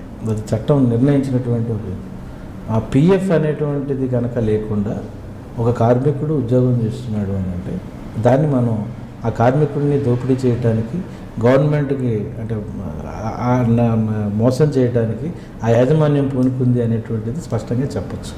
సో చాలా సింపుల్ థింగ్. మినిమం వేజెస్ ఇవ్వకుండా, పిఎఫ్లు కట్టకుండా, లేకపోతే రెగ్యులర్ రూల్స్లో ఉంచకుండా కార్మికుడిని పనిచేస్తుంది. ఇప్పుడు అది కాదు, కొత్తగా వచ్చిన పద్ధతి ఏంటంటే కాంట్రాక్ట్ బేస్డ్ పద్ధతి. ఈ కాంట్రాక్ట్ బేస్డ్ పద్ధతిలో ఏం చేస్తున్నారు, రెగ్యులర్ ఎంప్లాయీని కూడా, అంటే ఉదాహరణకి ప్రైవేట్ కంపెనీస్లో రెగ్యులర్ ఎంప్లాయీస్ ఉన్నారు. ఈ రెగ్యులర్ ఎంప్లాయీస్ మేనేజ్మెంట్ వాళ్ళని చూసే అంటే వాళ్ళు పర్యవేక్షించే పరిస్థితి లేనప్పుడు కాంట్రాక్ట్ని ఇంట్రడ్యూస్ చేస్తున్నారు. ఈ రెగ్యులర్ ఎంప్లాయీస్ని కాంట్రాక్ట్ ఎంప్లాయీస్ కింద పెడతా ఉన్నారు. ఈ కాంట్రాక్టర్ అనే వ్యక్తితోటి వాళ్ళని తొలగించే పరిస్థితికి తీసుకెళ్తా ఉన్నారు. ఆ కార్మికుడిని తొలగించబోతున్నారు. యాక్చువల్గా ఎవరు ఎంప్లాయీస్ వీళ్ళు? మళ్ళీ మేనేజ్మెంట్ ఎంప్లాయీస్. ఇప్పుడు ఆ కాంట్రాక్టర్ జీతం ఇవ్వకపోతే ఎవరు ఇవ్వాలి? మళ్ళీ మెయిన్ మేనేజ్మెంటే ఇవ్వాలి. సో ఈ రకమైనటువంటి అంటే కార్మికుల్ని దోపిడీ చేయడానికి ఎన్నో వ్యూహాలను, ఎన్నో ఎత్తుగడలను ఈ రోజున్న మేనేజ్మెంట్సే కాకుండా గవర్నమెంట్లో ఉన్న చాలా సంస్థలు కూడా పాటించి అవుట్సోర్సింగ్ పద్ధతి. ఇప్పుడు ఆంధ్రప్రదేశ్లో అవుట్సోర్సింగ్ పద్ధతికి ఒక పెద్ద కమిషన్ ఏర్పడింది. అవుట్సోర్సింగ్ అపాయింట్మెంట్స్ అన్ని అయితే అక్కడ కనీసం రిజర్వేషన్స్ని పాటించమనేటువంటి ఒక నియమ నిబంధనలు అయినా ఉన్న అవుట్సోర్సింగ్లో కూడా రిజర్వేషన్స్ అమలు చేయబడ్డాయి. ఈ అవుట్సోర్సింగ్ కానీ ఇవన్నీ కూడా ఏంటంటే ఉద్యోగ భద్రతని ప్రభుత్వం కల్పించడానికి అవకాశం లేదు అని చెప్పడమే అయిపోయింది. తీసుకెళ్ళి కాంట్రాక్ట్ చేతిలో పెట్టడం, ఒక మనిషి లైఫ్ని తీసుకెళ్ళి కాంట్రాక్టర్ చేతిలో పెట్టడం లేదా అవుట్సోర్సర్ చేతిలో పెట్టడం అనేటువంటిది ఎంతవరకు అంటే అది అన్యాయమైనటువంటి చర్య. దాన్ని మనం సరే ఇంకా ఆ విషయంతో పాటు శ్రమ దోపిడీ. సాధారణంగా 8 గంటలు పనిచేయాలి, కానీ 12 సాఫ్ట్వేర్ కంపెనీలకు ఎన్ని గంటలు అండి? ఒక్కొక్క సాఫ్ట్వేర్ వర్కర్ ఎంతకాలం పనిచేస్తున్నాడు చూడండి. 6 గంటలు కానీ 12 గంటలు కూడా చేస్తారు. దాదాపు 12 గంటల నుంచి 14 గంటల పాటు పనిచేస్తున్నటువంటి పరిస్థితి. వాళ్ళకి ఇస్తున్న జీతము ఇంటర్నేషనల్ స్టాండర్డ్స్లో వాళ్ళు వేరే దేశాల్లో ఇస్తున్నప్పుడు టాటా కంపెనీకి అమెరికాలో ఉండేటువంటి కంపెనీ శాలరీ, ఇక్కడ ఉన్న వ్యక్తి శాలరీ, అక్కడ ఉన్న వ్యక్తి శాలరీ అదే సిమిలర్లీ పనిచేసేటువంటి ఇద్దరు వ్యక్తుల శాలరీలను కనుక చూస్తే అక్కడ ఉండేటువంటి employee will be paid highly, ఇక్కడ ఉండేటువంటి ఎంప్లాయీ దాంతో పోల్చుకుంటే చాలా లో. సో ఈ శాలరీస్ మధ్య అసమానత కూడా ఉంది. ఇప్పుడు దాన్ని ఇందాక నేను టీసీఎస్ సరిగ్గా మొత్తం చెప్పలేదు. ఆ టీసీఎస్ కార్మికుల్ని తీసేయటంలో వాళ్ళు రాసింది ఏంటంటే వాళ్ళిద్దరిని దాదాపు చాలామందిని తీసేశారు. నా దగ్గరికి వచ్చింది 3, మిగిలింది 1. ఆ 3 వచ్చినప్పుడు రాసింది ఏంటంటే మా కంపెనీకి కావాల్సినటువంటి ఎంప్లాయీగా అంటే నీ క్వాలిఫికేషన్స్, నీ సెట్ ఆఫ్ స్టాండర్డ్స్ మా కంపెనీకి అనుకూలంగా లేవు కాబట్టి నేను తీసేస్తున్నామని తీసేశారు. ఎప్పటి నుంచి లేవు? వాళ్ళు అనుకున్నారు, జస్ట్ 1 నెల క్రితం అనుకున్నారు, 1 నెలల తర్వాత. అంతకుముందు 7 ఏళ్ళు చేసినటువంటి సర్వీస్లో 7 ఏళ్ళు వాళ్ళే ఇతని సర్వీస్ని పొగుడుతూ ఇచ్చినటువంటి సర్టిఫికేట్స్, అవార్డ్స్, వీటిలన్నింటినీ పక్కన పెట్టేసి నువ్వు నాకు అక్కర్లేదు, ఎందుకు అక్కర్లేదు, అక్కడ కొత్త వ్యక్తిని వేస్తే ఈయనకి ఇచ్చే 70,000 శాలరీ నుంచి 35,000 శాలరీకి ఇంకోటి పెట్టదు. అది వ్యాపార నిమిత్తం జరిగేటువంటి మార్పు. అది ఆ వ్యాపార నిమిత్తం జరిగేటువంటి దోపిడీని కొనసాగించడానికి వీళ్ళపైన పెట్టినటువంటి ఆరోపణ ఏంటంటే నువ్వు నాకు కావాల్సిన స్టాండర్డ్స్ లేవు కాబట్టి తీసేస్తున్నావని తీసేసావు. సో ఏదైనా ఒక ఆరోపణ ఒక కార్మికుడి మీద పెట్టి తీసేసేటప్పుడు ఆ ఆరోపణ మీద స్పష్టమైన విచారణ జరగాలి. ఆ విచారణలో అతని ఆరోపణ వాస్తవమే అయితే తీసేయడానికి చట్టం ఉంటుంది. కాకపోతే చట్టం ప్రకారంగా అతను మళ్ళీ ఆ ఉద్యోగం ఇవ్వాలి, ఆ శాలరీస్ ఇవ్వాలి. పైగా వీళ్ళిద్దరూ పర్మనెంట్ ఎంప్లాయీస్. ఈ టీసీఎస్లో పనిచేసిన వీళ్ళిద్దరు ప్రభు ప్రవీణ్ అని సుకేష్ని అనేటువంటి అమ్మాయి, వీళ్ళిద్దరూ కూడా పర్మనెంట్ ఎంప్లాయీస్. అప్పటికే 7 ఏళ్ల పాటు సర్వీస్ చేస్తున్నటువంటి ఎంప్లాయీస్. అయితే నేను ఎదుర్కొన్నది ఏంటంటే ఆ కేసులో దే ఆర్ నాట్, అంటే వాళ్ళు సాఫ్ట్వేర్ రంగంలో ఉండేటువంటి ఎంప్లాయీస్ కార్మిక వర్గంగా రారు. ఎందుకు రారు అని అంటే వాళ్ళు చాలా సైంటిఫిక్ ఎంప్లాయీస్. చాలా అసలు వాళ్ళు అంటే ఈ భూమి మీద ఉండేటువంటి సర్వసాధారణమైన శ్రామికులు చేసే శ్రమ కాదు, అది చాలా భయంకరమైనటువంటి విజ్ఞానంతో చేసేటువంటిది అనే అభిప్రాయంతో మేనేజ్మెంటు కార్మిక శాఖ ముందు కోర్టుల ముందు ఒక వాదన వినిపించింది. సో దాని మీద ఒక సీరియస్గానే లేబర్ కోర్టులో పరీక్ష జరిగింది. నిజంగా వీళ్ళు కార్మిక వర్గంగా వస్తారా మొత్తం మేనేజ్మెంట్ కానీ వాళ్ళ సాక్ష్యాలు వాళ్ళన్నీ పెట్టారు. పెట్టిన తర్వాత ఏంటయా వీళ్ళు చేసేది ఏంటంటే సైంటిఫిక్గా ఒక డిజైన్ ఉంటుంది. ఆ డిజైన్లోనే వీళ్ళు పనిచేయాలి. ఆ డిజైన్ ఎవరు చేస్తారు? వీళ్ళకు పైన ఉండేటువంటి లేదా టాటాలో ఉండేటువంటి ఒక సీనియర్ సైంటిఫిక్ ఆఫీసర్స్ ఎవరు ఆ డిజైన్ చేస్తారు. ఆ డిజైన్లో భాగంగా వీళ్ళు పని చేయాలి. ఒక అసిస్టెంట్ కన్సల్టెంట్ ఒక డిజైన్ చేయండి. అసిస్టెంట్ కన్సల్టెంట్ డిజైన్లో ఉన్నటువంటి దాన్ని సిస్టంలో పనిచేయాలి. ఏంటంటే వీళ్ళు చేసేది టెక్నికల్ ఎంప్లాయ్మెంట్ చేస్తారు. ఆ ఇన్పుట్స్ అన్నీ వాళ్ళవే, ఆ కంపెనీవే. ఇవన్నీ ఈ పరీక్షలన్నీ జరిగినాయి ఈ లేబర్ కోర్టులో. జరిగిన తర్వాత ఏమైందంటే వాళ్ళు కార్మికులే. దీనికంటే ముందు హైకోర్టులో ఇది లేబర్ కోర్టుకి వెళ్ళాలా లేదా అని వాదన జరిగింది. అప్పుడు జస్టిస్ నూతి రామ్మోహన్ రావు గారు ఉన్నారు. జస్టిస్ నూతి రామ్మోహన్ రావు గారు ఈ టీసీఎస్ కార్మికులా కాదా అంటే సాఫ్ట్వేర్ రంగంలో ఉండే అంటే ఒక అసిస్టెంట్ అంటే మీకు ఏంటంటే ఒక లేయర్ నుంచి ఎక్కడైనా సరే ఏ ఎస్టాబ్లిష్మెంట్లో అయినా కానీ ఏ కంపెనీలో అయినా కానీ ఒక లేయర్ నుంచి కార్మిక రంగం కిందకి రారు. మేనేజేరియల్ పద్ధతుల్లో మేనేజేరియల్ పనులు చేసేవాళ్ళు ఎవరు కార్మిక రంగం కిందకి రారు. కార్మిక రంగం కింద రావాలంటే వాడు స్వతంత్రంగా అది పనిచేసేవాడు అయి ఉండాలి. అంటే ఆ పని ఆ మేనేజ్మెంట్ చెప్తే చేసేటువంటి వాళ్ళు ఆ పని కేవలం వేతనం కోసం చేసేవాడు లేదా definition section 2S of ID act కింద ఆ డెఫినేషన్లో ఏమేమవుతుంటే అవి సాటిస్ఫై చేసేటువంటి ఉంటే కనుక అతను కార్మికుడి కిందకి వస్తాడు. అవి వీళ్ళు పని ఎగ్జామిన్ చేస్తే అవే ఉన్నాయి. Technical employees also work men as per labour law, industrial dispute act. కాబట్టి టెక్నికల్ ఎంప్లాయీ మాత్రమే కాబట్టి టెక్నికల్ వర్కర్స్ అని లేబర్ కోర్టు అల్టిమేట్గా యాక్చువల్గా దేశంలోనే ఫస్ట్ ఆఫ్ ఇట్స్ కైండ్ అది.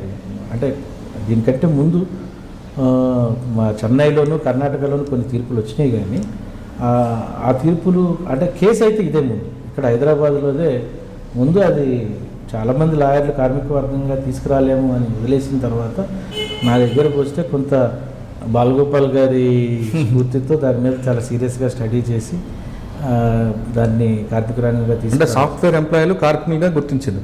ఇప్పుడు నేను చేసినటువంటి టీసీఎస్లో ఈ ప్రభు ప్రవీణ్ సుకేష్ని అనే అమ్మాయిని తీసేసినటువంటి కేసులో అది గవర్నమెంట్ రిఫర్ చేసింది. కార్మిక రంగమా వీళ్ళ కార్మికులుగా వస్తారా రారా అంటే ఒక కన్సల్టెంట్ ఒక రేంజ్ వరకు ఒక లెవెల్ వరకు వీళ్ళు కార్మికులే, వీళ్ళు ఇప్పుడు నా దగ్గర ఉన్న క్లయింట్స్ ఎవరైతే ఉన్నారో వాళ్ళు కార్మికులే అని లేబర్ కోర్టు డిసైడ్ చేసింది. కార్మిక శాఖకి వెళ్ళొచ్చు అనేటువంటిది ఉంది. చాలా సాఫ్ట్వేర్ రంగంలో ఉండేటువంటి ఎంప్లాయీస్ కార్మిక శాఖకి వెళ్ళి వాళ్ళ పైన ఏదైనా అన్ఫేర్ యాక్షన్స్ మేనేజ్మెంట్స్ తీసుకుంటే వాళ్ళు అక్కడ వాళ్ళు యాజిటేట్ చేయొచ్చు, వాళ్ళు అక్కడ న్యాయాన్ని పొందే అవకాశాలు ఉన్నాయి. కార్మిక శాఖ కానీ కార్మిక కోర్టుల దగ్గరికి కానీ వచ్చి న్యాయాన్ని పొందొచ్చు వాళ్ళు. ఓకే సార్, మీరు చెప్తున్న ఈ కేసులో వాళ్ళంటే పెద్ద కంపెనీ చాలా పెద్ద అడ్వకేట్స్ పెట్టుంటారు. నా వైపు నుంచి మీకు ఏమైనా ప్రెజర్ రాలేదా? అంటే ప్రెషర్ అంటే కామన్గా ఇప్పుడు నేను హైకోర్టులో జస్టిస్ నూతి రామ్మోహన్ రావు గారి దగ్గర ఈ కేసు నడిచింది. నడిచినప్పుడు నాకు ఆపోజిట్గా designated senior counsel S Ravi garu వచ్చారు. చాలా చాలా చాలా పెద్ద సీనియర్లు ఆయన. ఎస్ రవి గారు వచ్చారు. But the point of consideration high court whether they consider workmen or not, let it be decided by the labour court. కాబట్టి ఇప్పుడే ఇక్కడ దీన్ని డిసైడ్ చేయడానికి లేదు, మీరు లేబర్ కోర్టులో తెలుసుకోండి, వెనక్కి ఇప్పుడు కోర్టులో ఉందంటే ఇంకా ఇప్పుడు అయిపోయింది. ఇప్పుడు అది లేబర్ కోర్టులో అయిపోయింది. లేబర్ కోర్టులో మేము గెలిచాము. గెలిచిన తర్వాత మళ్ళీ వాళ్ళు హైకోర్టు, మేనేజ్మెంట్ హైకోర్టుకి వెళ్ళింది. హైకోర్టుకి వెళ్ళిన తర్వాత అవార్డులో ఇచ్చినటువంటి ఏదైతే తీర్పు చెప్పిందో కోర్టు, ఆ అవార్డులో సగం పర్సంటేజ్ ముందు వీళ్ళకి ఇచ్చేయమని అయితే హైకోర్టు ఆర్డర్ పాస్ చేసింది. ఇంకా ప్రస్తుతం అది మళ్ళీ హైకోర్టులో ఉంది. అచ్చా సార్, ఇప్పుడు ఒక కంపెనీ కొంతమంది ఎంప్లాయీస్ మీరు అన్నట్లుగా మీ క్లయింట్ కేసులోనే 7 సంవత్సరాలు పనిచేశాడు కాబట్టి ఇంకా ఇద్దరు స్టాప్ అయిపోయిందని ఇంకో ఎవరిని తీసుకురావచ్చు. ఒకవేళ తీసుకురావచ్చే క్రమంలో మరి ఈ వ్యక్తిని ఏం చేయమంటారు? ఈ వ్యక్తిని వ్యక్తి వేరే చోట ఎంప్లాయ్మెంట్ ఎత్తుకోవాలని వాళ్ళ ఉద్దేశం. అవును, ఇక్కడ నుంచి నేను మేనేజ్మెంట్ వైపు నుంచి మీది మాట్లాడుతున్నా. మేనేజ్మెంట్ మీ క్లయింట్ని 7 సంవత్సరాలు ఉంచింది. తర్వాత ఆయనలో స్టఫ్ అయిందనే విషయాన్ని గుర్తించి ఆయనతో పాటు చాలామందికి రిమూవ్ చేసింది. అటువంటి డెసిషన్ మేనేజ్మెంట్ ఉంది కాబట్టి అటువంటి సమస్య వచ్చినప్పుడు వాళ్ళు ఏ విధంగా వెళ్ళాలంటే మీలాంటి క్లయింట్స్కి మేనేజ్మెంట్లు ఇప్పుడు బలవంతులు చట్టాలని పాటించడం అంటే కంపెనీ ఇంకా డెవలప్ అవ్వాలంటే కొంచెం యంగ్ జనరేషన్ ఇన్నోవేట్ చేస్తారు కదా. అంటే కంపెనీ డెవలప్మెంట్ అనేది వేరు, కంపెనీ వ్యాపారం అనేది వేరు. ఇప్పుడు ఇదే కార్మికుడిని నువ్వు పెట్టుకొని అదే పనిని చేయించుకునేటప్పుడు అదే పని ఇతను నైపుణ్యంతో చేసేటువంటి కార్మికుడు ఆల్రెడీ తయారైపోయి ఉన్నప్పుడు ఆ నైపుణ్యం గల కార్మికుడిని తీసేయటం ఏ రకంగా అంటే వాళ్ళ దృష్టిలో సాఫ్ట్వేర్లో ఒక పీరియడ్ అయిన తర్వాత వాళ్ళ ఎక్స్పీరియన్స్ ఉన్నా వాళ్ళ బ్రెయిన్ పనిచేయదు, వాళ్ళ స్కిల్స్ తగ్గిపోతాయి అనేది సాఫ్ట్వేర్ కంపెనీకి ఉంటుంది. అదే మీరు అన్నట్లుగా హార్డ్వేర్ కంపెనీ అంటే ఎంత ఎక్స్పీరియన్స్ వస్తే వాళ్ళకి అంత వాల్యూ పెంచుతుంటారు. సాఫ్ట్వేర్ వాళ్ళకి ఎక్కువ ఆర్గ్యుమెంట్ చేసేది అదే. 5 years, 7 years, 10 years తర్వాత వాళ్ళ స్కిల్స్ చనిపోతాయి, తగ్గిపోతుంటాయి. వాళ్ళు హెల్త్ కానీ అది ఎవరు పరీక్షించారండి, అది ఎవరు నిర్ణయించారు? కాబట్టి యంగ్ జనరేషన్ ఉండదు ఆ మాట, ఆఫర్ లెటర్లో ఉండదు. ఒకవేళ ఆ సమస్య మేనేజ్మెంట్కి వచ్చింది అనుకోండి, వాళ్ళు ఇప్పుడు మీరు చెప్తున్న క్లయింట్కి ఏ విధంగా గౌరవంగా బయటకు పంపాలి? అంటే మేనేజ్మెంట్ కనుక తీసేయాలని అనుకుంటే, నిజంగా మేనేజ్మెంట్ తీసేయాలని అనుకుంటే కనుక ఫస్ట్ ఆరోపణ లేకుండా తీసేయాలి. ఆరోపణ అనేది చేయకూడదు.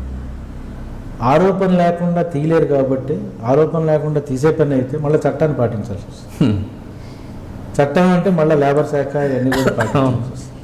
సో ఆరోపణతో తీసేశారు కాబట్టి మళ్ళీ కార్మికుడు చట్టాన్ని ఆశ్రయించి తన న్యాయం తను పొందాల్సి వస్తుంది.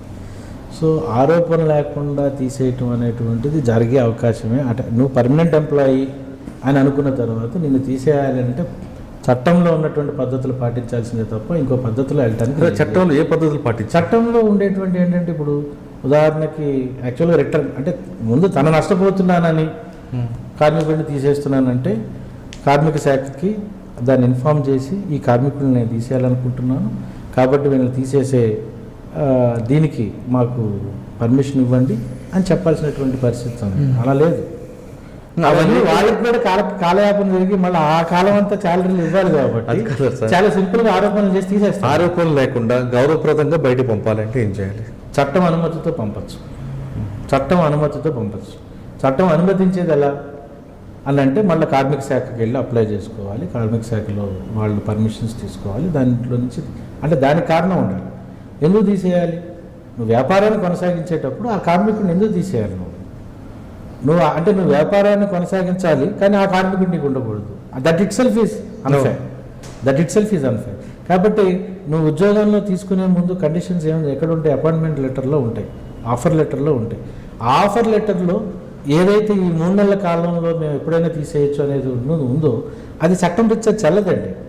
ఎందుకంటే చాలా చాలా చోట్ల సుప్రీంకోర్టులు జడ్జిమెంట్లు ఇచ్చినాయి. అది ఒక ఎటర్నల్ థ్రెట్ అన్నారు. ఒక ఎటర్నల్ అంటే శాశ్వతమైన ఒక భయం కల్పించేటువంటి వాతావరణంలో ఒక మనిషి అపాయింట్మెంట్ ఉండటానికి వీల్లేదు అని సుప్రీంకోర్టు చాలా జడ్జిమెంట్స్లో కొట్టేసింది. కాంట్రాక్ట్ చట్టం ప్రకారంగా కూడా అది చెల్లదన్నది. కాబట్టి 3 నెలల కాల పరిధిలో అపాయింట్మెంట్ లెటర్స్ అంటే ఒక తీసేయడానికి 3 నెలల కాలంలో తీసేయచ్చు, నోటీస్ ఇచ్చి 3 నెలల కాలంలో తీసేయచ్చు అనుకుంటున్నటువంటి మేనేజ్మెంట్స్ నిజానికి అది ఒక రకమైన దోపిడీ. మరికొన్ని కంపెనీలు ఒక వ్యక్తిని తీసుకునేటప్పుడు అతనితో అగ్రిమెంట్ చేయించుకుంటారు. నువ్వు ఖచ్చితంగా మా దగ్గర 2 సంవత్సరాలు పనిచేయాలి, ఒకవేళ నువ్వుగా వెళ్తే మాకు నష్టపరిహారం చెల్లించాలి అంటే అంటే ఆ అగ్రిమెంట్లో పర్మనెంట్ ఎంప్లాయీ అనేది లేకపోతే ఆ అగ్రిమెంట్ ప్రకారంగా నడుస్తుంది. కానీ అగ్రిమెంట్లో నువ్వు పర్మనెంట్ ఎంప్లాయీవి, నువ్వు పర్మనెంట్ ఎంప్లాయీ అంటే ఏంటి, నీకు సర్వీస్ కండిషన్ అప్లై అవుతుంది. నువ్వు రిటైర్మెంట్ అయ్యేది సూపర్ యాన్యుటీ అయ్యేదాకా నువ్వు పని చేయొచ్చు అనేటువంటిది అప్లై అవుతుంది. అలా కాకుండా ఇది కేవలం బాండ్ ఓరియంటెడ్ ఎంప్లాయ్మెంట్ లేదా పీరియడ్ ఓరియంటెడ్ ఎంప్లాయ్మెంట్ అయితే తను రాసుకుంటున్నటువంటి ఆ అగ్రిమెంట్లో ఉన్న కండిషన్స్కి లోబడి నడిచేటువంటి అవకాశాలు ఉన్నాయి. కానీ అది ప్రొఫెషనల్స్లో వాటిల్లో జరుగుతుంది తప్ప కార్మికుడికి మేనేజ్మెంట్కి జరిగేటువంటి అపాయింట్మెంట్స్లో జరగదు. అట్లాంటి అపాయింట్మెంట్స్ లేవు. ఒకవేళ ప్రొఫెషనల్గా జరిగింది అనుకుంటే అంటే ప్రొఫెషన్ కార్మిక రంగం కిందకి రాదు. చాలా ప్రొఫెషన్స్ కార్మిక రంగం కిందకి రావు, కార్మిక వర్గం కిందకి రావు. కొన్ని ప్రొఫెషన్స్లో ఉదాహరణకి ఇప్పుడు మేమున్నాం అనుకోండి, లాయర్స్ని కార్మిక రంగం కిందకి రావు. అట్లా సాఫ్ట్వేర్ ఎంప్లాయ్ లేదా ఒక మీడియాలో పనిచేసే వ్యక్తి తన కంపెనీలో పనిచేస్తున్నప్పుడు వాళ్ళకి బాండ్ రాయించుకుంటారు. నువ్వు ఖచ్చితంగా 2 సంవత్సరాల మా దగ్గర ఉండాలి. ఎందుకు అంటే మా దగ్గరకు వచ్చిన తర్వాత నీకు వేరే ఆఫర్స్ వస్తే నువ్వు వెళ్తే నీకు పెట్టిన ఎఫర్ట్ అంతా నాకు లాస్ అవుతుంది కాబట్టి నువ్వు నాకు అగ్రిమెంట్ చేయాలంటారు. ఒకవేళ ఆ అగ్రిమెంట్ చెల్లుతుంది అంటారు. అంటే ఒక రకంగా చెప్పాలి అంటే అగ్రిమెంట్ ఓరియంటెడ్ ఎంప్లాయ్మెంట్లో కండిషన్స్ ఇద్దరి మధ్య కంప్లై అవుతాయి.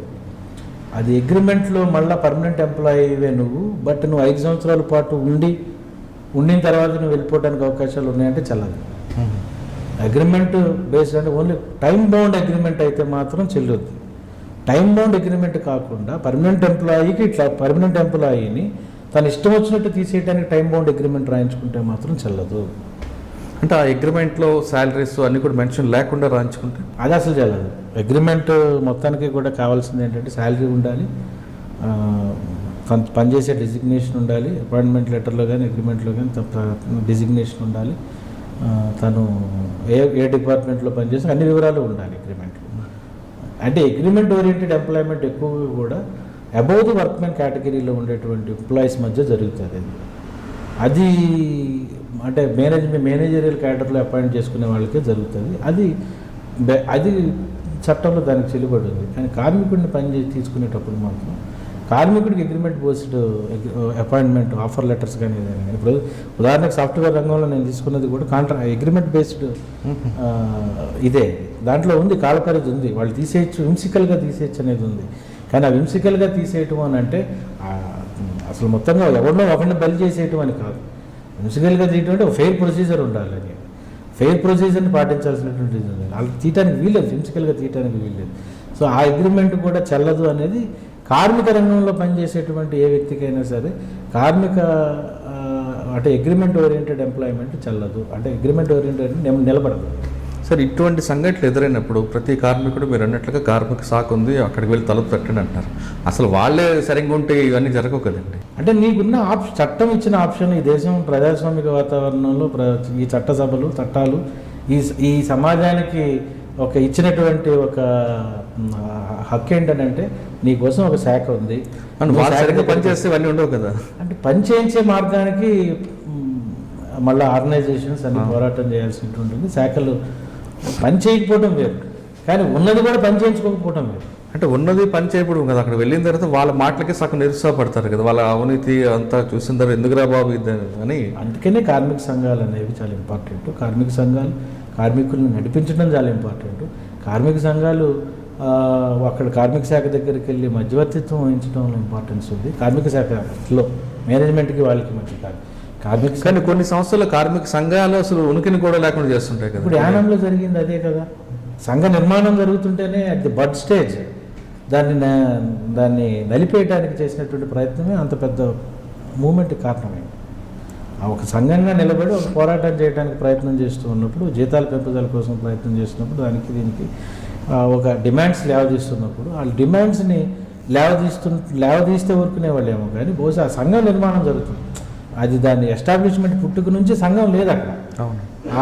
అంతకుముందు ఏర్పడిన సంఘ నాయకుల్ని తీసేసింది అప్పుడు. అది ఎప్పుడు ఎస్టాబ్లిష్మెంట్ ఆర్గనైజ్ స్టార్ట్ అయినప్పుడే ఒక సంఘం ఏర్పడింది, ఆ సంఘాన్ని తీసేశారండి. అది తర్వాత ఇదే కొత్తగా సంఘం ఏర్పడుతుంది. ఈ సంఘాన్ని కూడా వాళ్ళు బడ్ స్టేజ్లో దాన్ని కొలాప్స్ చేయడానికి చేసిన ప్రయత్నంలో భాగమే ఆ ఫెయిల్యూరు. యానం ఫ్యాక్టరీకి అంత పెద్ద నష్టం జరగడం. నిజానికి చాలా పెద్ద ఉద్యోగాన్ని కల్పించినటువంటి మంచి అంటే ఒక పెద్ద వ్యాపారం ఉన్న ఫ్యాక్టరీ అది. అయితే అక్కడేమి డ్యామేజ్, మిషనరీ డ్యామేజ్ జరిగింది, ఇదంతా కూడా అవాస్తవం. మిషనరీ స్టిల్ ఇట్ కెన్ అది చాలా పెద్ద పెద్ద దిమ్మలతో ఉన్నటువంటి ఫ్యాక్టరీ. ఆ ఇండస్ట్రీలో మిషనరీ అంటే చాలా పెద్ద పెద్ద దిమ్మలు ఉంటాయి. అది ఇప్పుడు జస్ట్ మినిమం రిపేర్ చేస్తే వర్క్ చేస్తుంది. ఆ దిమ్మల్ని తీసుకెళ్ళి పోరాటం చేసేవాళ్ళు ఒక చెక్కతోనో ఒక కర్రతోనో ఒక వెళ్ళి దాన్ని ధ్వంసం చేశారని అంటే చక్కిరిగుంటుంది తప్ప దాంట్లో. సార్ భీమారావు గారికి బాగా గుర్తుండిపోయిన హక్కుల కేసు కూడా చెప్పండి.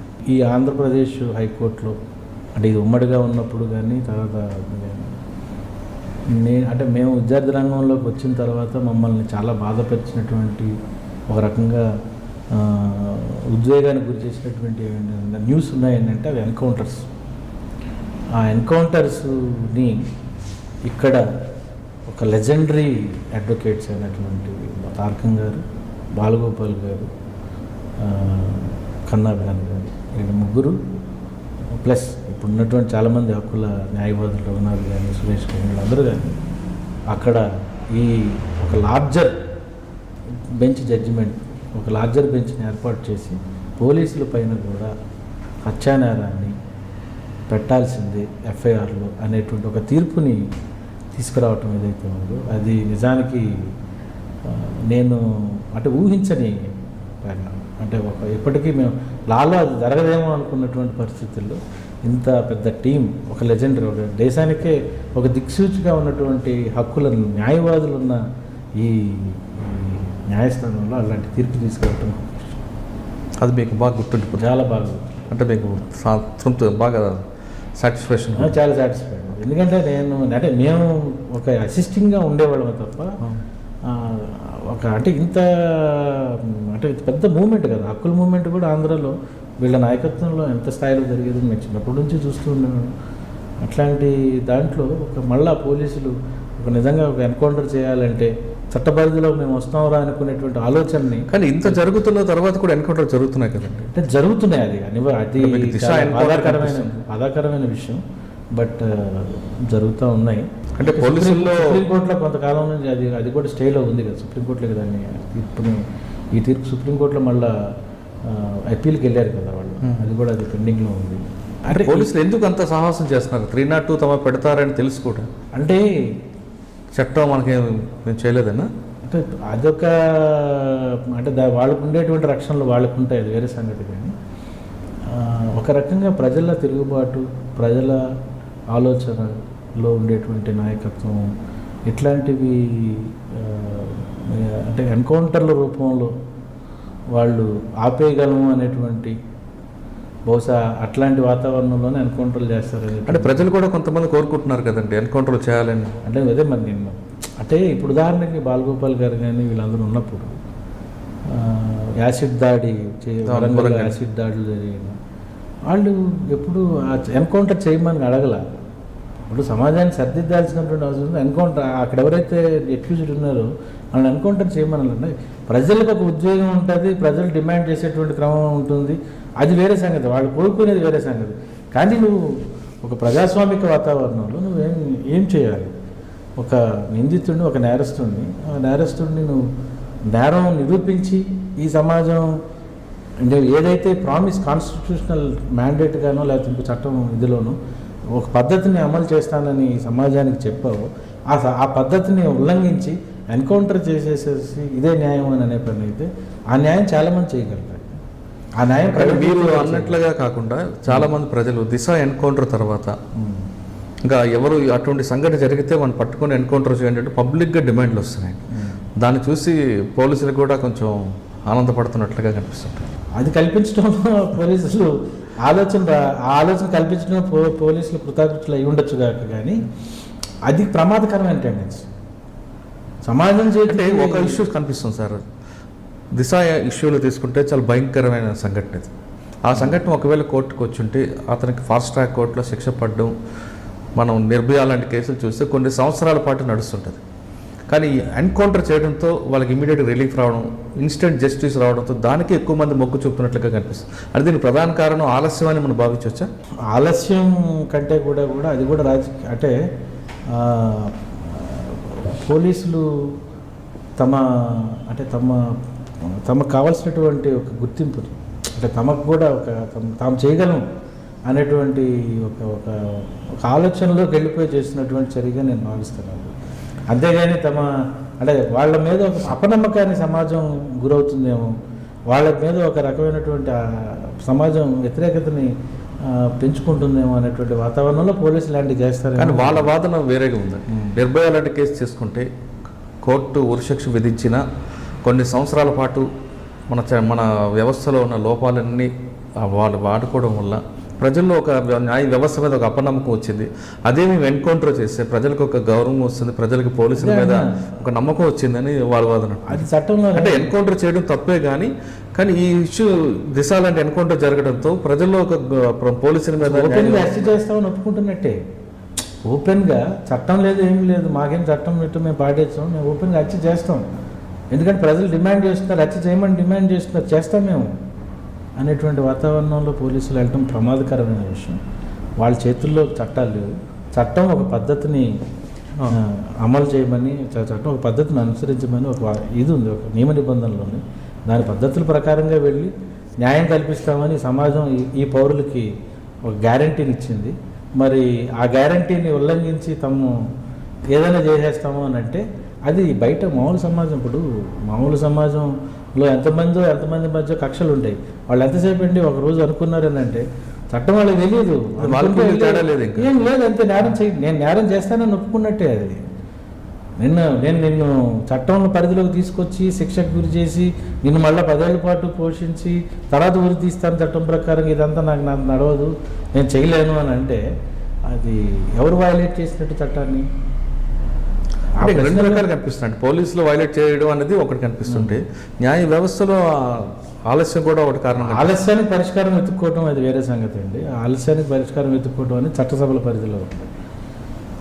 పరిధిలో ఉంది. అది లెజిస్లేషన్, పార్లమెంటు వాళ్ళకి సంబంధించినటువంటి డెసిషన్స్ తీసుకోవాలి. అంతేగాని ఆలస్యం జరుగుతుంది కాబట్టి తక్షణం నివారణగా నేను ఎన్కౌంటర్ చేసేస్తాను అని అంటే అది ఒక ప్రమాదకరమైన ధోరణి. ఎగ్జిక్యూటివ్స్ చేతిలోకి ఈ సమాజం పాలనంతా కూడా వెళ్ళిపోతే కనుక అది అబ్జల్యూట్ పవర్ కరప్ట్స్ అబ్జల్యూట్లీ అన్నట్టు అది చాలా ప్రమాదకరమైన ధోరణిలోకి వెళ్తుంది. అది ఎవరు ఇష్టం వచ్చినటువంటి వాతావరణం అంటే ఒక చీకటి కోణాలు కనపడతాయి అందులో. ఓకే, ఇంకా నెక్స్ట్ మనం ఇంకో విషయంకి వద్దాం. కుల వ్యవస్థ. ఈ కుల వివక్ష ఏంటంటే అసలు రోహిత్ వేముల కేసులు తీసుకుంటా అంటే ఒక మనిషి చనిపోయిన తర్వాత కూడా అతని కులం మీద మాట్లాడడం అనేది ఎంతవరకు సమంజసం? చాలా దుర్మార్గమైన వాతావరణం ఉంది, దుర్మార్గమైన పరిస్థితి ఉందండి. అంటే ఉదాహరణకి ఇప్పుడు మనం రోహిత్ వేముల కేసులో మొత్తం కేసు అంతా ఎక్కడ ఆగిపోయింది? ఎందుకు ఇన్వెస్టిగేషన్ చేయట్లేదు? కులం కాదని పోలీసులు ఎందుకు ఇన్వెస్టిగేషన్ చేయట్లేదు? చాలా కేసులు ఉన్నాయి, ఇదే కాదు. ఇప్పుడు ఉదాహరణకి శిరోమండనం కేసు ఉంది, తోట త్రిమూర్తులు గారి మీద ఉన్నటువంటి కేసు ఉంది. తోట త్రిమూర్తులు గారి కేసులో జడ్జిమెంట్ ఇవ్వాల్సిన సమయం వచ్చింది. జడ్జిమెంట్ ఇవ్వకుండా ఎందుకు వెనక్కి వెళ్ళిందని అంటే అక్కడ ఉండేటువంటి బాధితులు ఎవరైతే ఉన్నారో ఆ బాధితులు ఆ కులం కాదు అని ఆయన ఏదో ఒక ఆరోపణ పెట్టడం, దాన్ని అది కులమా ఆ కులంలో ఉన్నారా లేదా, నిజమా కాదా అనేది తేల్చుకోవడానికి కాలం పట్టి ఇంతకాలం ఇప్పటికీ తేలలేదు, ఇప్పుడు నడుస్తుంది. ఇక్కడ రోహిత్ కేసులోకి వచ్చేటప్పటికి ఏమైందనంటే రోహిత్ది ఆ కులం కాదని, అంటే ఫలానా ఎస్సీ కాదు, షెడ్యూల్ క్యాస్ట్ కాదని ఒక కంప్లైంట్ ఇస్తే దాని మీద విచారణ ఇప్పటికి 3వ జరుగుతుందండి. ఫస్ట్ టైం ఆయన చనిపోగానే జరిగినటువంటి విచారణలో నేషనల్ కమిషన్ షెడ్యూల్ క్యాస్ట్ కమిషన్కి ఇచ్చినటువంటి రిపోర్ట్ ఏంటంటే అది గుంటూరు కలెక్టర్ గారిని వాళ్ళు ఇచ్చిన రిపోర్టు ఆయన షెడ్యూల్ క్యాస్ట్ అని ఇచ్చారు. అది ఒకసారి అయిపోయింది, ఆ ఎంక్వైరీ అయిపోయింది. అది కూడా చాలా అన్నీ అంటే చట్టంలో ఉండేటువంటి ఏ పద్ధతి అయితే పాటించాలి, డిఎల్ఎస్సి కమిటీలో ఉండేటువంటి వాళ్ళందరూ ఏ రకంగా విచారణ జరిపి ఆ కుల ధృవీకరణ ఇస్తారు, ఆ విచారణ జరిపి కుల ధృవీకరణలో ఆ నేషనల్ కమిషన్కి ఇచ్చినటువంటి రిపోర్ట్లు ఇతను ఎస్సీఏ అని ఇచ్చారు. అక్కడికి అది అయిపోయి విచారణ అంటే ఇన్వెస్టిగేషన్ జరగాలి నా కేసులో. ఇన్వెస్టిగేషన్ జరిగేటప్పటికి మళ్ళీ ఇంకొక వ్యక్తి శ్రీశైలం అనే వ్యక్తి మళ్ళీ గుంటూరు కలెక్టరేట్లో కంప్లైంట్ ఇచ్చారు. కంప్లైంట్ ఇస్తే అక్కడ మళ్ళీ ఇంకోసారి విచారణ జరిగింది. గుంటూరు కలెక్టరేట్ విచారణ చేశారు.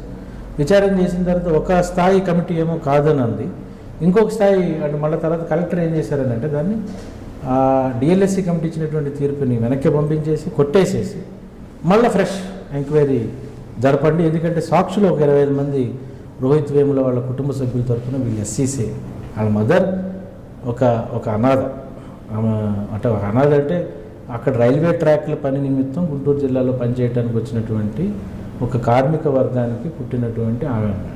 ఆ కార్మికులు పలానా కులస్తులు అని మౌఖికంగా తెలిసిన వాళ్ళే తప్ప వాళ్ళ తల్లిదండ్రులు ఎవరో తెలిసిన మర్చిపోయారు, అందరూ మర్చిపోయారు. ఆ కాలం పోయిందండి, వెళ్ళిపోయారండి, ఎక్కడికి వెళ్ళిపోయారో తెలియదు. వీళ్ళు పెంచుకున్న వాళ్ళు బీసీస్. ఆమె వాళ్ళ మదర్ని ఆమెకు అప్పచెప్పి వెళ్ళిపోయారు. ఆమె వాళ్ళ ఇంట్లో కానీ అక్కడ పెరిగినటువంటి ఏరియాలో కానీ ఆ కుల వివక్షత ఎదుర్కొందని చెప్పింది. పైగా ఆమెను పెంచుకున్న తల్లి కమిషన్ ముందు ఆమె ఎస్సీ అనండి, నాకు తెలుసండి, నేను వాళ్ళ పేరెంట్స్ దగ్గర నుంచి తీసుకున్నప్పుడు ఆమె ఎస్సీ అనండి అని చెప్పారు. అయినా ఇప్పటికీ ఆ ఎంక్వైరీ పూర్తి కాలేదు. ఇప్పుడు మళ్ళా మూడో ఎంక్వైరీ నడుస్తూ ఉంది. అది కూడా మొన్న కలెక్టర్ గారు 2 నెలల క్రితం ఒక నోటీస్ ఇచ్చారు. అది బహుశా ఇంకా 2-3 నెలల్లో అయిపోవచ్చు. అది కూడా ఈ కుల ధృవీకరణ అయ్యేంత వరకు కూడా నిందితులకి ఈ రకంగా రక్షణ కల్పించడం, ఇన్వెస్టిగేషన్ చేయకుండా నిందితులందరూ హాయిగా ప్రభావితం చేసే పరిస్థితుల్లో కనపడుతూ తిరుగుతూ ఉండటం అనేటువంటి చాలా అంటే కులం ఎంత బలంగా ఉందో అని చెప్పడానికి, అంటే బలమైనటువంటి కులస్తులు ఎంత చట్టాన్ని ఏ రకంగా వాడుకోగలరు అనేటువంటి చెప్పడానికి ఇది ఒక పెద్ద ఉదాహరణ. రోహిత్ కేసు ఒక పెద్ద ఉదాహరణ. సో కులం ఉంది, కులం నలుమూలలా ఉంది. కులం అనేది పోయేంత వరకు కూడా ఈ సమాజంలో రోహిత్ లాంటి వాళ్ళ సంఘటనలు చాలా జరుగుతూనే ఉంటాయి. వాటిని ఎదుర్కోవటానికి మాలాంటి వాళ్ళని కూడా అంటే ఒక శక్తులుగా సంఘాలు నిర్మించి ప్రయత్నం చేస్తున్నాం. సార్, రోహిత్ వేముల అనే వ్యక్తి చనిపోయిన తర్వాత కుల వివక్ష మీద మీరు పోరాటం చేస్తున్నారు. కానీ అసలు మనుషులు చనిపోకముందు అక్కడ కుల వివక్ష ఉంది కదండి, మీ న్యాయ వ్యవస్థలో కూడా ఉంది కదా? ఉంది. అంటే న్యాయ వ్యవస్థలో ఇప్పుడు ఉదాహరణకి మాకు న్యాయ వ్యవస్థలో అంటే ఉద్యోగం లేదంటారండి. న్యాయ వ్యవస్థలో చెప్తాను, న్యాయ వ్యవస్థలో ఉద్యోగ రంగంలో జ్యుడిషియరీ సంబంధించిన ఎంప్లాయీస్ కోర్టులని చూసుకుంటాం. మీకు హైకోర్టులో రిజర్వేషన్ లేదు, లోయర్ కోర్ట్స్లో రిజర్వేషన్, అంటే లోయర్ కోర్ట్స్ అపాయింట్మెంట్స్ అన్నింటిలో కూడా రిజర్వేషన్ ఉంది. అది చాలా వరకు నాకున్నటువంటి దీంట్లో ఏంటంటే సమాచారంలో దేర్ ఆల్సో కుల వివక్షత ఉంది అని చెప్పడానికి ఒక స్టాటిస్టిక్స్ ఉన్నాయండి. బ్యాక్లాగ్ వేకెన్సీస్ ఎందుకు కొంతకాలం పాటు అదే రేంజ్లో ఉద్యోగాలు ఇవ్వకుండా ప్రభుత్వాలు ఉన్నాయి అనేది తీస్తే అసలు ఈ బ్యాక్లాగ్ వేకెన్సీస్ ఎందుకు ఉంటున్నాయి? ఇంత ఎస్సీ ఎస్టీస్లో ఇంతమంది చదువుకున్న వాళ్ళు వ్యక్తులు వచ్చేసారు, సమాజంలో చాలామంది డిగ్రీలు ఉన్న వాళ్ళు ఉన్నారు, అయినా కూడా ఎస్సీ ఎస్టీస్లో అపాయింట్మెంట్స్లో బ్యాక్లాగ్ వేకెన్సీస్ ఉన్నాయి అని అంటే ఎందుకు సెలెక్ట్ కాకుండా ఉంచుతున్నారు, ఎందుకు క్యాండిడేటే దొరకట్లేదా అనే ఒక విచారణ ఎంక్వైరీ కనుక జరిగితే ఖచ్చితంగా ఎంప్లాయ్మెంట్ని కంట్రోల్ చేయడానికి, ఎస్సీస్ని వాళ్ళని ఆ ఎంప్లాయ్మెంట్లోకి రానియకుండా చేయడానికి జరిగేటువంటి ప్రయత్నంలోనే ఈ బ్యాక్లాగ్ వేకెన్సీస్ పెడుతున్నారు. That itself is a big example. కుల వివక్షత ఉంది అని చెప్పడానికి అదే పెద్ద ఎగ్జాంపుల్. బ్యాక్లాగ్ వేకెన్సీస్ ఫిల్అప్ చేయకపోవడమే కుల వివక్షతకి ప్రధాన కారణం. జస్టిస్ నాగార్జున రెడ్డి గారితో మీకు పోరాటం ఎందుకంటే? జస్టిస్ నాగార్జున రెడ్డి గారితో నేనేం పోరాటం చేయలేదండి. నేను రామకృష్ణ అనే బాధితుడు ఎవరైతే ఉన్నారో అతను కూడా జడ్జి మేజిస్ట్రేట్ బాధితుడు. ఆయనకి మొదటి దశలో తారకం గారి దగ్గరికి వచ్చినప్పుడు తారకం గారు డెసిగ్నేటెడ్ సీనియర్, ఆన్ రికార్డ్ అడ్వకేట్గా నేనున్నాను. సో ఇద్దరం తారకం గారు నేను కలిసి చేసినటువంటి case. So justice Nagarjuna Reddy గారు ఆపోజిట్ అది. సో అందులో జస్టిస్ నాగార్జున రెడ్డి గారి మీద ఆ కేసు నిలబడటానికి, అంటే హైకోర్టులో నిలబడటానికి జరిగినటువంటి వాదోపవాదాల స్టడీ ఆటిల్లో అన్నింటిలో కూడా తారకం గారితో నేను ఉంటాను. అంటే నాకు ప్రత్యక్షంగా మాకేం గొడవ, అంటే గొడవ అనేది ఏం లేదు, ఆయన ప్రొఫెషనల్ వ్యక్తిగతంగా ఉంటారు. ఆ కేసు రీత్యా అది. సార్, మీరు అడ్వకేట్ కాకముందు ఆర్ఎస్ పీడిఎస్ చేశారు, అక్కడ కూడా ప్రజల సమస్యలు పోరాటం చేయడం అని ఉంది. బయటకు వచ్చిన తర్వాత అడ్వకేట్ అయ్యి మళ్ళీ ప్రజల సమస్యలు, హక్కులు, కార్మిక సంఘాలు పోరాటం చేస్తున్నారు.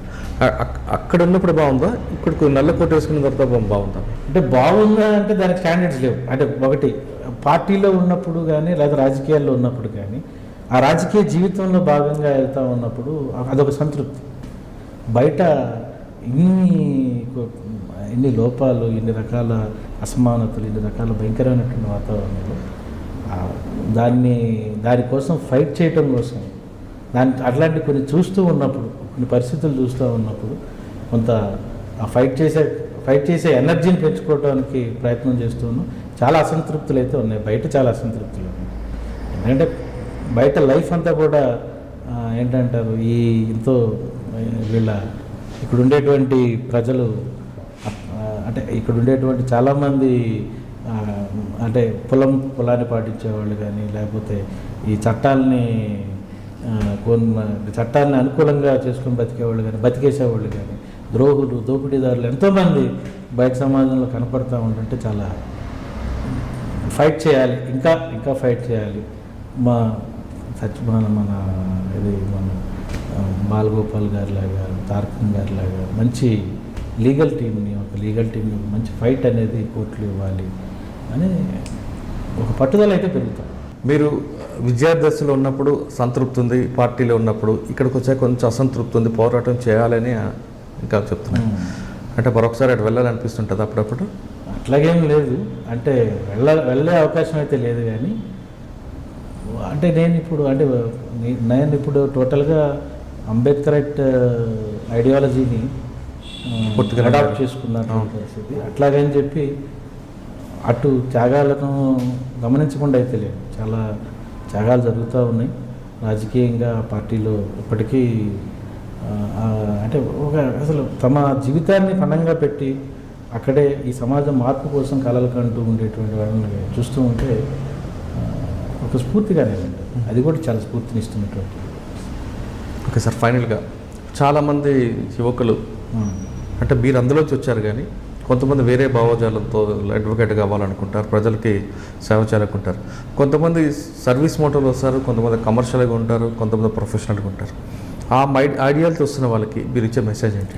నేను అనుకునేది అయితే ఒకటి, వ్యక్తులుగా తమ ఐడియాలజీలతో ఉండటం కంటే ఐడియాలజికల్గా ఉన్నటువంటి ఏదో ఒక ప్రోగ్రెసివ్ ఆర్గనైజేషన్స్ నిర్మాణాత్మకంగా ఉండి ఆ ఐడియాలజీలోనే పనిచేస్తూ దానికి ఒక శక్తిని కల్పించి దాంట్లో నుంచే మనం ముందుకు తీసుకెళ్ళగలిగితే అది సమాజానికి చాలా మేలు చేస్తుంది. వ్యక్తులే శక్తులు అనుకోవడం చాలా తప్పు.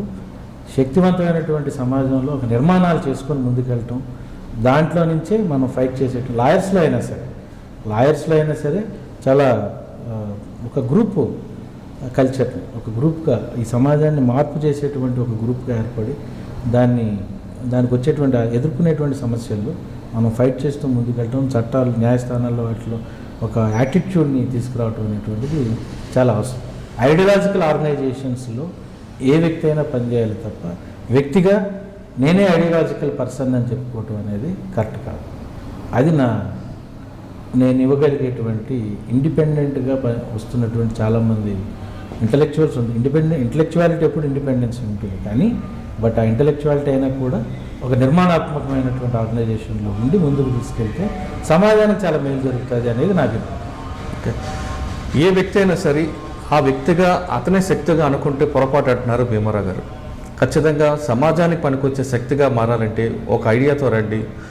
ఈ డిపార్ట్మెంటు ఖచ్చితంగా ప్రజలకు సేవ చేసేది ప్రధానంగా ఉంటుంది. ఎక్కడ హక్కులు కోల్పోతారో వాళ్ళ పక్షాన్ని నిలబడితే అందులో వచ్చిన సంతృప్తి అంతా ఇంత కాదంటున్నారు భీమారావు గారు. ఇది వారం భీమారావు గారు టెక్స్టైల్ ఇంటర్వ్యూ. వచ్చే వారం మరో గెస్ట్తో మళ్ళీ కలుద్దాం. అందరికీ నమస్కారం. మీరు చూస్తున్నారు ఐ డ్రీమ్ న్యూస్ని. Please subscribe I dreams. For more videos, subscribe I Dream. Please subscribe for more videos. I dream. I dream. For more videos, Subscribe, I dream. Please subscribe. Subscribe I dream channel. Do subscribe. I dream. I dream ఛానల్ని subscribe చేయండి. Do watch I dream.